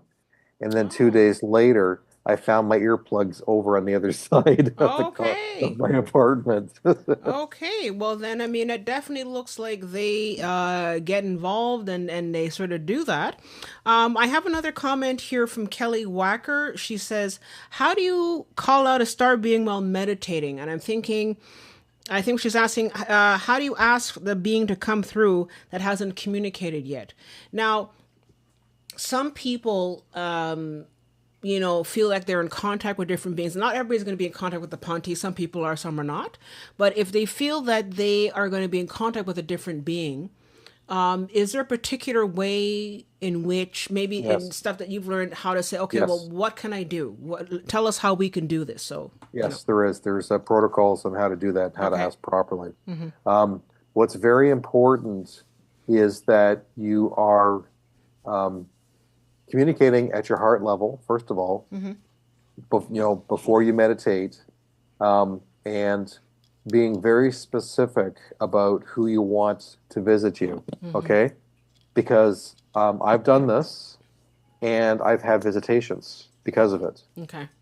But also, if you don't do it right, you may have a visitor come in that is not right-minded, Exactly. which has happened to Yeah. me. I remember It you were has talking happened. about that. Yeah. Yes. Yeah. So you have to be very specific. And so for myself, I will say I would like to be visited by a star nation who is of the same vibration as me or higher, who is right-minded. Perhaps we already know each other, maybe in a past life, or perhaps you're a friend of the Ponte, and I would love for you to visit me. Okay. So that is something that I would personally say Okay. for myself. You have to be very specific, though, about who you want to visit. Um, I can tell you a really interesting story. Sure. It's about 2 months ago. I wanted to have a visit, but I was more specific this time, and I said I would like to be visited by either a reptilian Oh. person or a mantis. I would love for you to visit me. If you're right-minded, of good vibration, I would love to meet with you. They did not disappoint. Oh. Oh. It was great. So what happened was it was about 5 in the morning. I'd slept, and then I woke up, and I'm in the process of going back to sleep, and then I drop into this alpha theta state, and I immediately feel someone land on me, kind of like their legs were like pinned around me, like if I was like a horse, Okay. and they were sitting on top of me. Okay. I felt them physically. My eyes were closed. I wasn't awake, but I wasn't dreaming. And then they kind of the blurriness went away, and I could see who they were, and they were sitting on top of me. And the way they were sitting on top of me, my arms were blocked, like because Okay. his legs were blocking around my arms. Mm-hmm. He reached underneath and he tickled underneath my armpits. Oh no. And I'm really sensitive there, and like I'm ticklish, right? Oh boy. And I was annoyed. And then I looked at him, and you know who it was? No. It was Daryl Anka. It was No. it was Bashar. Oh no. Oh my God, that's so crazy because I love Bashar. I love Bashar. I do And too. I'll oh tell you why. I'll tell you my why it was Bashar. God. Okay. Okay, it because they were using a telepathic screening. Okay. Okay, because I had that whole entire week I had binged Okay. watching Bashar videos the whole entire week. Yeah. Okay. Mm-hmm. And that's when I first became, you're really introduced to him. And I Mm-hmm. was absolutely fascinated Yeah. with Bashar and Daryl Mm-hmm. Anka. Mm-hmm. And because I just found like what he was speaking was such profound truth. It was Yeah. like internal knowledge of Yeah. already things I already knew. So because of that, that was a fresh memory that was already in my mind. They decided to Mm-hmm. show up as Bashar. Okay. But I'm looking at him, and then I look a bit closer, and I realized he had reptilian eyes. Oh. Yeah, his eyes were slit. Okay. He So it's had like reptilian eyes. are we looking at are we oh okay. Are we talking a shapeshifter then? It was a reptilian Okay. who appeared as Daryl Anka, but Wow. rather than showing as himself as a full reptilian, Mm-hmm. in which he thought might have frightened me, Okay. he showed up as Daryl Anka, Okay. but he remained his reptilian eyes. Okay. And then I looked a bit closer, and I could see that he had sharp teeth. And Okay. I realized that it was a reptilian who showed up because I had made that request. Got it. And and I just thanked him with all my heart. I said, Mm-hmm. "Thank you.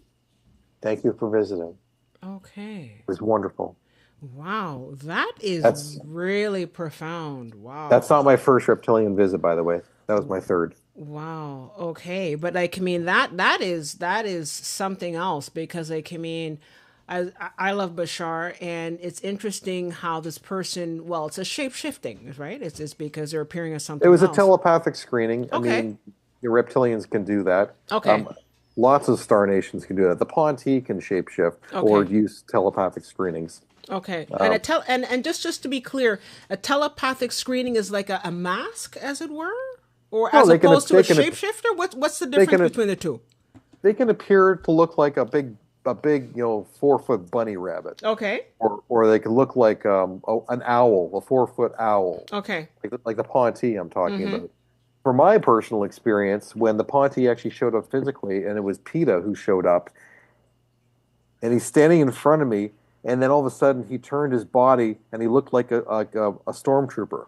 He turned himself Oh. into a stormtrooper, Okay. Someone likes but science fiction. Okay. yeah, like Star Wars. Yeah. It was a stormtrooper, but Mm-hmm. more specifically, it was a stormtrooper Halloween costume that my kids had worn about 3 or 4 years before.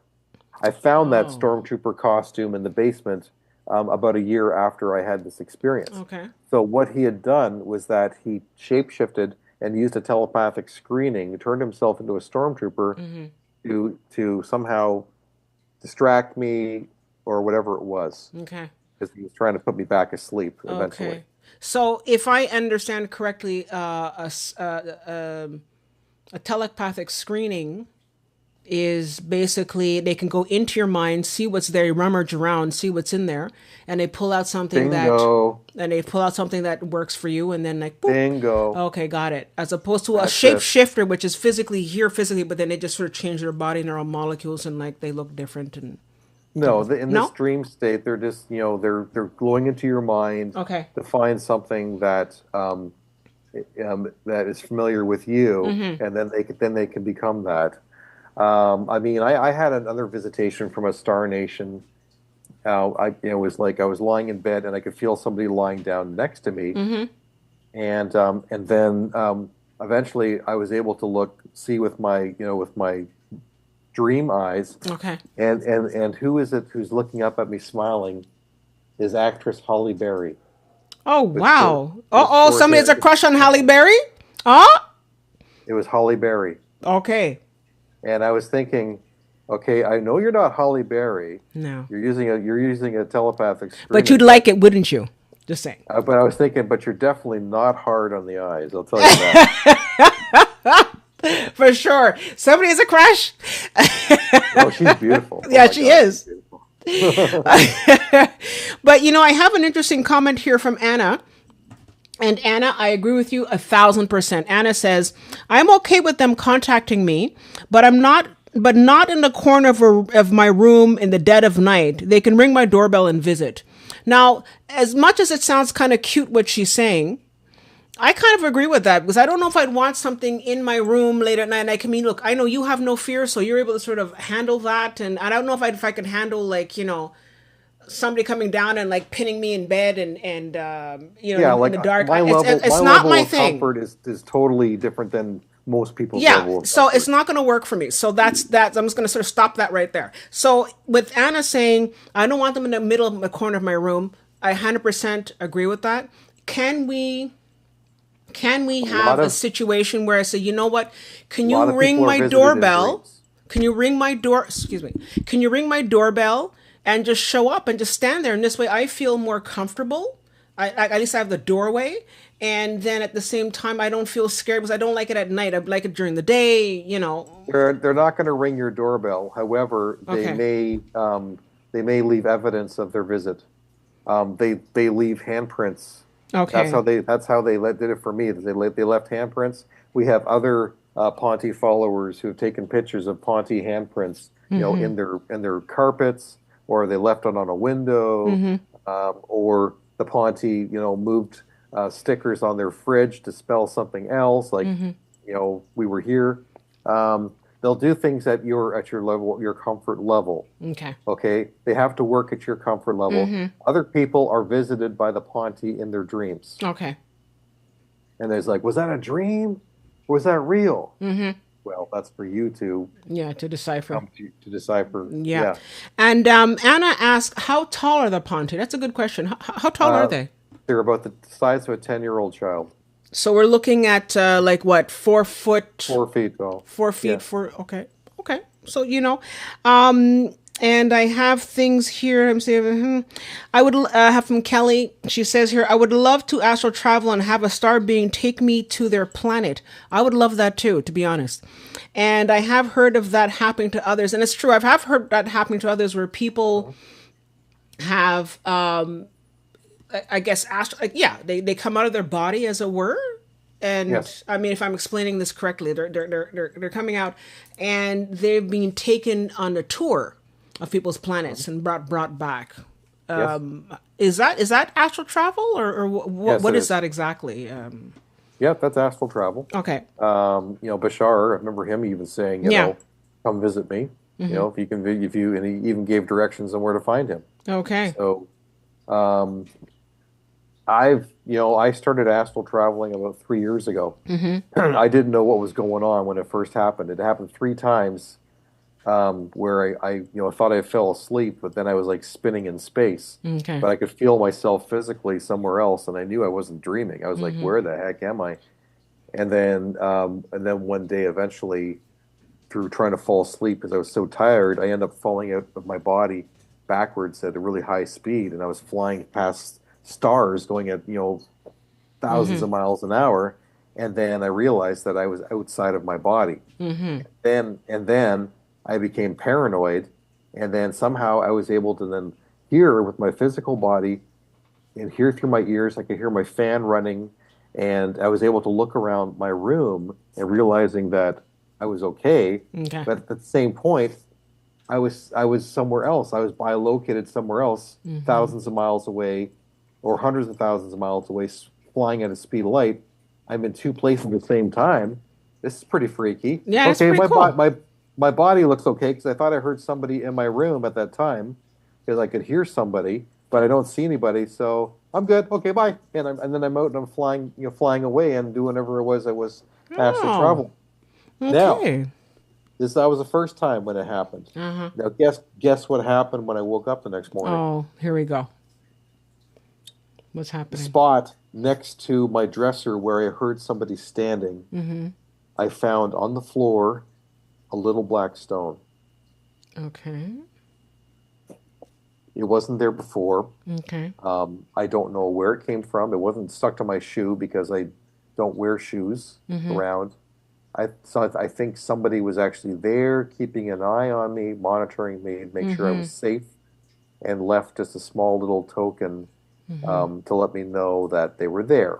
Okay. I have hung on to that stone, and it's in my bathroom on a mantle next to a crystal. What kind of stone is it? Is it sort of like a It's just a black stone, okay. small little black stone. Okay, be interested to get that tested to see if maybe it's some sort of like, otherworldly type of Possibly. Yeah, Yeah, it's maybe. definitely can be tested. Yeah. yeah. And I have here have you ever been to their planet? And what is the name of their planet? The Ponte, what is the name of their planet? And have you ever been there? Their planet is called Pontel, which is the fifth planet orbiting Zeta Reticuli 2, the furthest of the binary system. No, I have not been to planet Pontel. I don't think any Earth humans have been to Pontel yet, from what the Ponte have mentioned. However, what was interesting is you probably heard of the book Journey to Planet Serpo, I've heard about that. Yeah. which is basically about a group of army guys or like Navy guys, whatever, who were like almost like an exchange program where they went with these Zetas to the planet Serpo in the Zeta Reticuli system. Is that the basis of Close Encounters at the end of the movie when they have different people going to at the end of Close Encounters of the Third Kind, Yeah, they have I a group of people that are sent into the ship and they have like bags and all that kind of stuff ready to go. Possibly, it's very possible that may have something to do with Yeah, it. I think so. I'm not sure, but anyways. Yeah. So anyway, so there's a book that's called Journey to Planet Serpo, talking about their journeys to this planet and what they encountered and stuff like that. And it's actually the Pontel is mentioned in that book as one of the groups.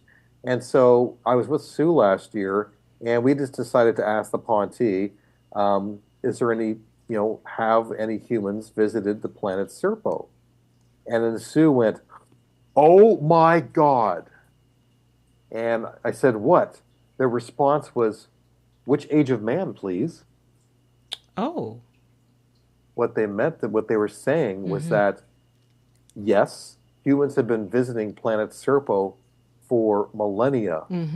We are not our age of man. We are not the first age of man.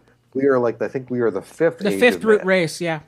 Yeah. So there are multiple races of humans who have advanced in technology and left the Earth and gone somewhere else. Okay.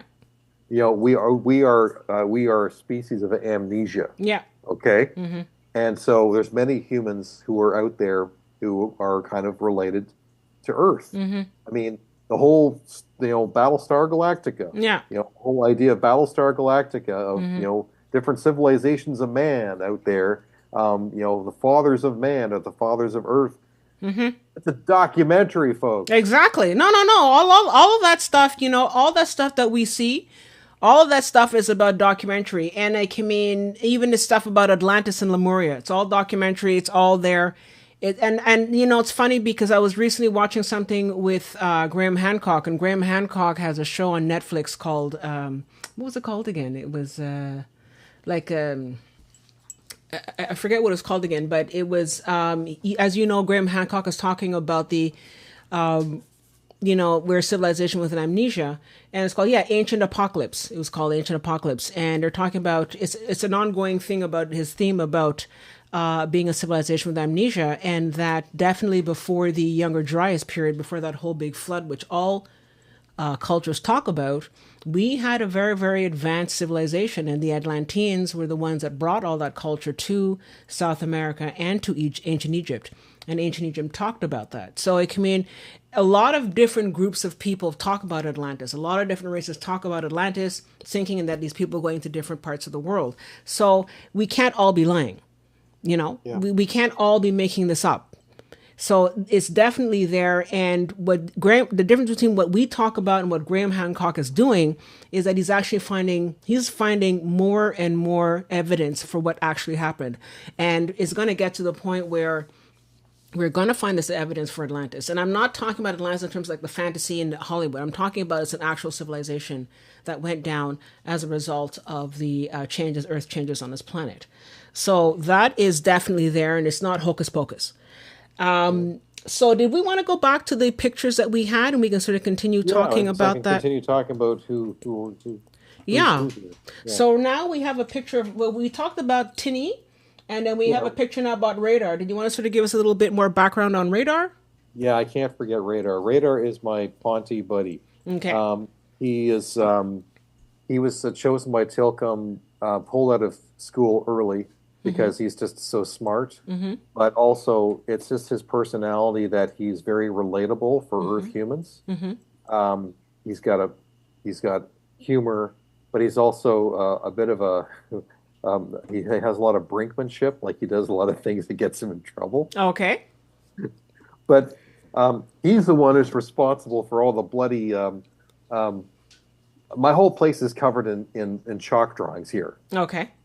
And it's like behind my wall of my bed are actual drawings of animals that the Ponte have drawn. In my hallway, I've got what looks like Anubis and Nefertiti facing each other, and then I actually have glyphs down the hallway and the very top that are of some kind of symbols that I didn't write, that the Ponte drew.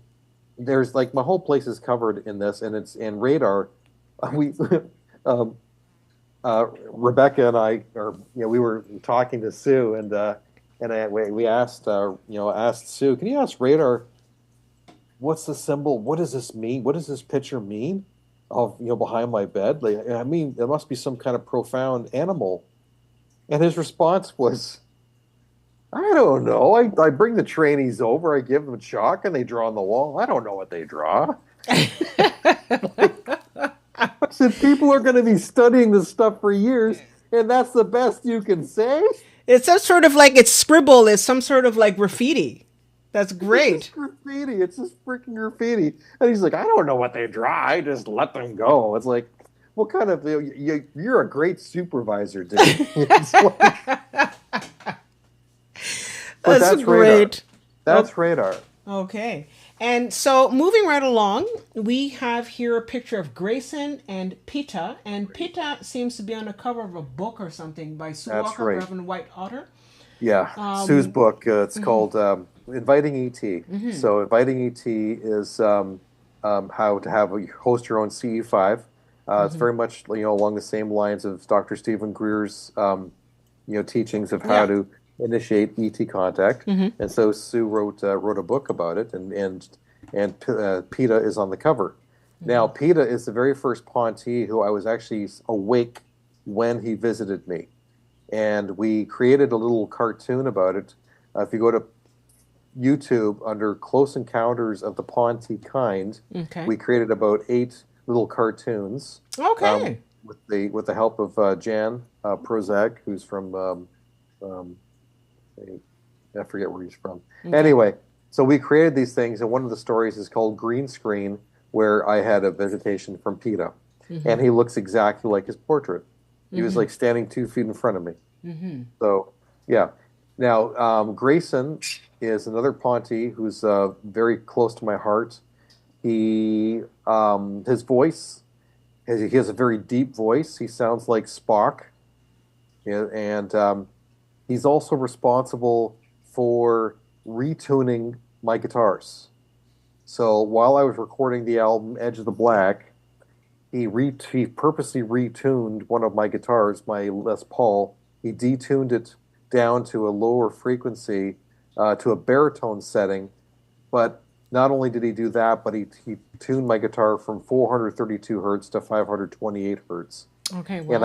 I end up writing a whole bunch of songs on that alien guitar tuning on my album Edge of the Black. So Grayson has a very significant influence on my life and my music. Okay, wow. And so on the next image, we have here Jill and Kit. And this is Yep. very beautiful. This, Jill, is it, am I pronouncing it correctly? Yep. Jill? Jill. Jill Yeah. and Kit. Who are these two? Tell us a little bit more. Sure. Jill. She's one of the Ponte musicians. Okay. So she actually plays it's like a harp, Mm-hmm. but the body of the harp is made from a very large seashell from one of the um, seashells, animals from their planet. Okay. And so it's like a harp, but it's got this big, it's made of seashells, and then they fill the bottom up with water. Mm-hmm. So as they're playing it, the water is sloshing around, giving off this crazy aura sound while she's playing it. So Okay. she's a Wow. musician. Kit, Mm-hmm. she's the dream instructor. So she teaches people in their dreams. Oh, that is really interesting. And teaching people in their dreams requires a certain technique. Like, how does that work exactly? Well, it's a technique of lucid dreaming, Mm-hmm. of learning how to lucid dream and stay conscious with inside your dream. Mm-hmm. I've done a lot of lucid dreaming where it's like basically you're totally in control. It's like being awake, Okay. and so then they're able to teach people inside their dreams where they're able to meet with you. And I've had dreams where I met with the Ponte, Okay. and I've also learned that we are traveling multidimensionally as we are sleeping. Mm-hmm. And also another symptom that I'm finding with these Schuman resonance that's happening right now, Okay. and this somebody mentioned this is a symptom. Mm-hmm. What's happening to me is that when I'm dreaming and I wake up, I don't know which timeline is real. Mm-hmm. I feel like the dream is my real timeline, and then I wake up and I have to remember who I am and where I live and what my name is, and I play guitar and I work here. Okay. I'm skipping timelines and realities now, Wow. and they say that this is a symptom of 4D, Mm-hmm. Mm-hmm. and it's only started happening in the last few months. Okay. So when I'm Wow. sleeping, Mm-hmm. I feel like the dream is actually a reality, Mm-hmm. and I don't like I'm slipping through realities now like crazy, and I don't Okay. know where I am anymore. Well, you know what's interesting, and without sounding morbid, but a lot of people who say, for example, they have a near-death experience, they say when they have this near-death experience that it seems a lot more real than what they're experiencing here in the 3D. Yeah, And this is something that's happened more than once where people have talked about that. And so I'm not saying that you have to die to figure this out. No. But the thing is that once we go out of this 3D matrix and we go into different timelines, which may have different dimensional aspects, that we're going to experience something that's a little bit more real because this third dimensional is such a deep, dense matrix and it sort yeah, of it mutes a lot of our senses. You know what I mean? I agree with that. Yeah. Yeah, and I feel like when I'm in the astral, when I have been in the astral world, that feels more real Yeah. than when I'm awake. Yeah. Much more conscious. When you're in the astral, it's as physical as this. Yeah. You have touch, you have smell, um, you have you can feel temperature. The only thing you don't feel is pain. I mean, somebody gave me a massive kick that should have broke my rib cage, but I didn't. Oh, I didn't die from it. okay. Wow. That was a negative experience that I Oh, happened one time in the astral. I was okay. being chased by something. Oh, So yeah, okay. it's a long story, but Yeah. anyway, Moving right along. moving right along. Yeah. Yeah. So now we have some pictures here of Nawal and Dell. Sure. What can we learn about these two? Okay, Newall, he is an instructor for the trainees. Mm-hmm. So there are about over 100 new trainees at the Sandia Mountain, and the trainees learn how to visit people. So their ships go out at nighttime and they go visit people in their homes. Mm-hmm. And the trainees are learning about our culture. They're learning about us. Mm-hmm. And they have to do certain things in order to graduate. Newall is the head of the department for training, okay, for the Ponte. Okay. He's second in charge from Tilcom. And Okay. the other person was it Gary? Was it Dell? Dell. Oh, Mm-hmm. Dell. He's really cool. Dell is actually the oldest Ponte at the base, and he is their mechanic. So he works on all their skipper ships. He fixes the skipper ships. Okay. They're flying saucers. Mm-hmm. However, you have to understand is that their ships are all conscious. They're all Okay. conscious. Um, and working with the ships is more like a corral of horses. Oh, Each one really? has its own personality Okay. and likes and dislikes. And they also are somehow are organic to a certain extent where they need to be fed. Mm-hmm. And but their consciousness of the ships actually comes originally from um, deep ocean um, deep ocean creatures from their own planet who Okay. did a soul exchange. It was all voluntary. They decided, they gave them an option saying you can live in the oceans in the dark depths of the black, or you can have your consciousness changed over to a skipper ship and experience traveling throughout the galaxies. Okay. And they're like, Wow. oh, I'll take that. Okay, wow. And you know what? In some ways, I sense that this ship is kind of like, for people who are fans of the science fiction show Farscape. And in Farscape, you have the ship Moira. And Moira is alive, and I think at one point Moira gets pregnant and has little babies and all that stuff. But like, I mean, Moira is an actual live ship that can make decisions and is conscious.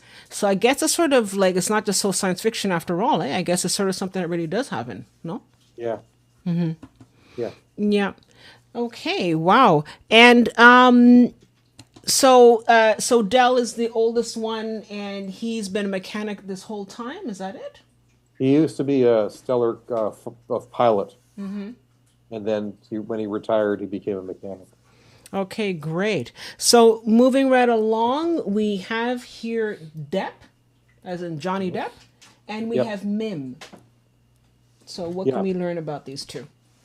Um, I, Depp, I don't know exactly what his purpose is. I think he may have something to do with medical. Mm-hmm. And Mim, she is Sue's art teacher. Oh, okay. Yeah, so she helps Sue develop her art abilities, Mm-hmm. and herself, obviously, she's an artist herself. Mm-hmm. So she's worked with Sue for many years to help develop her artistic abilities. Okay. And she's And very beautiful, by the way. yeah, she's very, very beautiful. And you know what?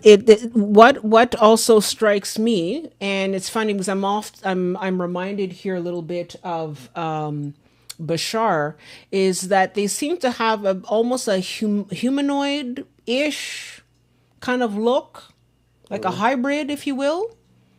And then because like Mim is extremely pretty, I don't see any hair on her head, but that's fine. But is there is there any kind of like hybrid aspect here in terms of, because they do look humanoid. They don't look like a mantis. They don't look like a reptilian. You know what I mean? They have some Well, sort of human. She has like very beautiful large eyes and very an aquiline nose and beautiful lips, and her face yeah. is so pretty. what are we looking at here? And also, I have a question while you're answering that. I have a question from Kelly. How long do they live, and what do they eat? Okay. Well, I'll first answer the first question. Sure. The Ponti are human, like they are human like us. They're just not Earth human. Okay. I think they may have like no, sorry, like amphibious qualities to them. Okay. Okay, but they are human like us. Two eyes, two ears, no nose. Two arms, two legs, like a humanoid body. There are multiple different humans throughout the galaxies. Okay. You got Earth human, you got canine, you've got feline people, you've got reptilian people, you got mantid people, which are all have human-like bodies. So we need to expand our definition of what human means. Okay. That's the problem that I have with a lot of scientists, researchers who call them aliens. They're not aliens. They are people like us. Okay. So. Yeah. Okay. And to answer the question, the Ponti live to be about 450 years. Okay. And their diet consists of they consider themselves pescatarian, so they eat vegetables and fruits and stuff like that, and they eat fish, but they do not eat red meat. Okay. Okay. That seems to be a very common theme throughout the galaxy. Very few people eat red meat. I've encountered that quite a bit. I've rarely read anything. I don't think I've ever read anything, and I've been doing this for a long time, and I've never really read anywhere where people eat red meat. Yeah, they don't. Yeah. One food that they love the most is actually pizza. Oh, really? Oh, hell yeah. Pizza? Okay, wow. The Ponti are crazy about pizza. Really? And do they make pizza on their own planet, or do they come here and No. they take a Domino's to go? They take Domino's to go. I'm not kidding. I was actually just joking a moment. I was just joking, saying, I'm Domino's not to go, kidding. ha ha ha. No? They do that. Radar has done that. We have a story about him putting on Spock ears and dressing up like Spock. Okay.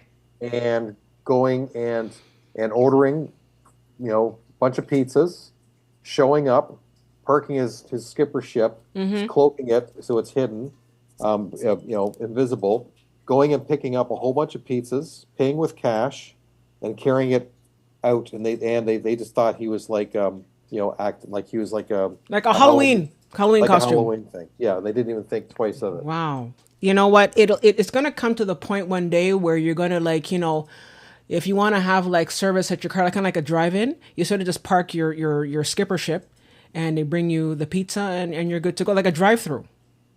Yeah. We're joking. Maybe I'm not even joking. I think maybe you're just sort of like just going to give it another 20, 30 years, and people will be having a drive-through, kind of like the Jetsons, and pick up your pizza. Why not? I'm not laughing. You know what I mean? Yeah. I am not laughing. So, moving right along, we have Thera and Gary. Gary looks like he's a fun guy. Who are these two? Okay, Thera. I've talked a lot about her. She's up here. Okay. And I've already said a lot about her. Yeah. Her specialty is cetaceans and whales, and she works at the Tasman underwater base there on the other side of the world.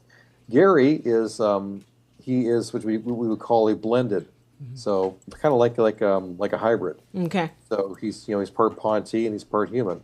Okay. And he likes to chill out, and he actually teaches other blended how to blend in with going public and walking around in the public. I see.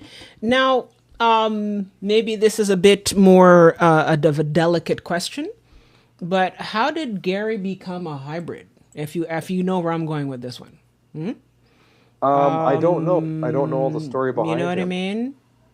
Yeah. No, I don't. I don't know all the story about about where he was born and all that kind of stuff. There are other hybrids who actually blended. They call them blended. Who are at the Sandia Mountain in Albuquerque, New Mexico. Okay.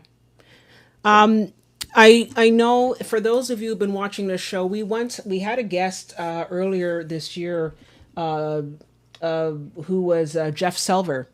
And Jeff Selver was talking about how there's a lot of different, as you say, blended people, and that at some point they're going to, all these blended people and everybody are going to use this opportunity to announce and help people to understand that, there are those living on this planet and they're going to help with the transition. Is this something that resonates with what you're saying, with what we're looking at here? Are there a lot of blended people on this planet? Planet Yeah. Earth? Yeah? Yeah, Okay. there are. There are also extraterrestrial nations who live here, who look as human as we are. You would not be able to tell the difference between them, Okay. and they may come from a different planet. They may come from Venus, Okay. or they may be Umo, or they could be tall whites, because Umo and tall whites look as human as we are. Okay. And the Ponte, they talk about people who work on the other side, who get them supplies, who are Star Nation. I was personally met by somebody a couple of years ago who was a man in black, but he works for the Federation. Okay. And when I met him, he was wearing a black duster hat, and a black cowboy hat, a black duster, and he was short in his 70s with curly hair, baby blue eyes. Came up to me and put a fist up on, "Hey, how's it going?" And we kind of did this Fist pumps? thing, Okay. pump. And then he went out the front door of this cafeteria, or this cafe, and I knew that he was not human. I knew he was Star Nation, and I ran out the door to grab him, and he vanished. He disappeared into thin air. Okay. I eventually found out that he works for the Federation because he contacted Sue Walker. His name is Frick, and he's kind of like a babysitter for me. Oh. Keep an eye on me. Okay. I also found out later on that he's actually from Inner Earth. Okay. So, Wow. Okay. Star Whoa. Nation too. Let's back that up a bit. So let's back that truck up a bit. Inner Earth. So we're talking about Hyperborea. We're talking about Admiral Byrd. What do we is okay? I know we're sort of going off tangent here. We're going off a little bit off topic. We're sort of getting a bit late here, but I would like to ask: is that because the Nazis went into Inner Earth, or there was already a group there? Can you just give us like a little snippet about the Inner Earth thing? I really don't have much information about it. Okay. All I know is I was told he was from Inner Earth. Okay. I see. Yeah. Wow. Well, we've had such a wow. We've really covered a lot of ground here tonight. We talked about a lot of other stuff that people don't know about. I know. We had quite a trip around the sun tonight, and I'm full of surprises. Yeah, you are full of surprises. Are you kidding? Who are you talking to? And I really appreciate you coming in tonight and to talk to us, because there's so much information, and I think that it's one thing to have talked about this sort of thing, let's say 5-10 years ago, because it seems so far away. It seems to be like just some sort of like story, and it's out there, and people are just talking. But I find that we're at a point right now where it's really here, like it's at our doorstep, and I don't know, like I just feel that it's at our doorstep, and we're going to meet all these people. We're going to be. Are we close? Are we really that close? Because I feel like we're that close towards being Star Trek. You go to Star Trek, and whether you look at the old series or the new movies, I've been reading so much stuff about something very profound happening in either 2026 or 2027. Yes. We're that close. Yeah. I know that for sure. 2027 is pretty much, written in stone. And I know that, like I've said, Chris Bledsoe talks about March, April of 2026 as something that's going to definitely, and he's a real deal. He's a real deal. So is Bashar, and a lot of what Bashar's been talking about has been coming true. So It's not because I like him, but it's because what he's saying is true. But when Chris Bledsoe and a lot of what he's talking about has said that, this is it, and we're getting close to that, then, I believe it. I've known Chris Bledsoe like for 10 years. yeah, We used to talk on the phone for hours way before when he was popular, when he was still being ridiculed by by MUFON and stuff like that. He and I would talk for hours about the stuff that he was seeing and what he had on his phone, what he had videotaped, and what was told to him. Like we had, we talked for hours. Yeah. And I mean, look, I'm not here to poo-poo on anything, but honestly, I think MUFON is somehow changing. I don't know. I hear, good and bad with MUFON, and if MUFON is ridiculing someone, there's something wrong there. You can't lump everybody into one side. I have a lot of good friends who are researchers on MUFON. Yeah. I have nothing bad to say about them. No? Okay. Fair enough. I mean, I just hear that there's a lot of different types of people moving in. But anyway, so that's another story. But I wanted to just say thank you so much, Kevin. And yes, Kelly says we have to invite you back. Absolutely, Kevin, you'll be coming back for sure. We absolutely love you. I love you. You want more? I want more. Give me more. I thought I would bored you. No, are you kidding? People are like, the live chat is blowing up. No, because there's a lot more to talk about. And also, I think that it's important to bring you back because I think that as we're getting closer and closer, we need to sort of really check in on some of the stuff that is happening and some of the things that are, some of the things that are moving and changing. So we definitely want to have you back, especially if not by the end of the year, definitely by next year, because we want to talk more about what's happening. So I think that it's important to have you back. But I want to just say thank you so much, Kevin, for coming on the show. We absolutely thank you for all the work you do. I mean, thank you. You do so much, and you must blow your brains out with exhaustion with how much work that you do. You have no idea. I just want to say how much I really appreciate all the work that you've been doing and taking the lead with our group. Thank you. Like you are just amazing. Thank you so much. Oh, thank you. Because it's true. You see how it was going crazy just before every show. We're like, but it really does end up being a labor of love. At the beginning, everyone's like, oh my God, what am I doing? And then towards the end of the show, I just realized, this is it, And especially when we have guests like you, it really makes it special, Kevin. I really, really, truly appreciate what you're doing. And I appreciate the work that you're doing as well, because similar to other people like Jeff Silver and other people, you're one of those that are going to be helping with the transition on this planet. You're going to be helping to spread the information and spread the word and to help people to understand, because this is where we're headed. This is as Bashar says, we're going to become a much more cosmic civilization. And this is people like you who are helping us to pave the way and acting as a guide, as you will. So it's very important for people like you. It's very true. Because I was told 3 or 4 years ago by Tani, and to use her exact words, she said, "You are one of a handful of people who've been selected to prepare 8 billion souls for official first contact, quote unquote." Yeah, that is a heavy burden to carry. Yeah. Very much so. So I want to say thank you again, Kevin, for coming on the show.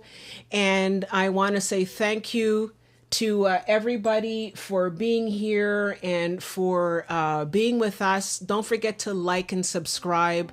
We really appreciate you being here. Like and subscribe, and join us for more of our videos.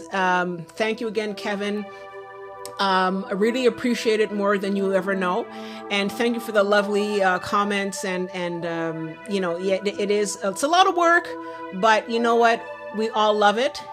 And I'm really happy to everybody who came out tonight to listen to this beautiful presentation. And hi, Frisco, how you doing? Keeping an eye on things, no pun intended. And so thanks, guys. Don't forget to like and subscribe, and we will see you in the next show. Thanks again, everyone. Have a good evening.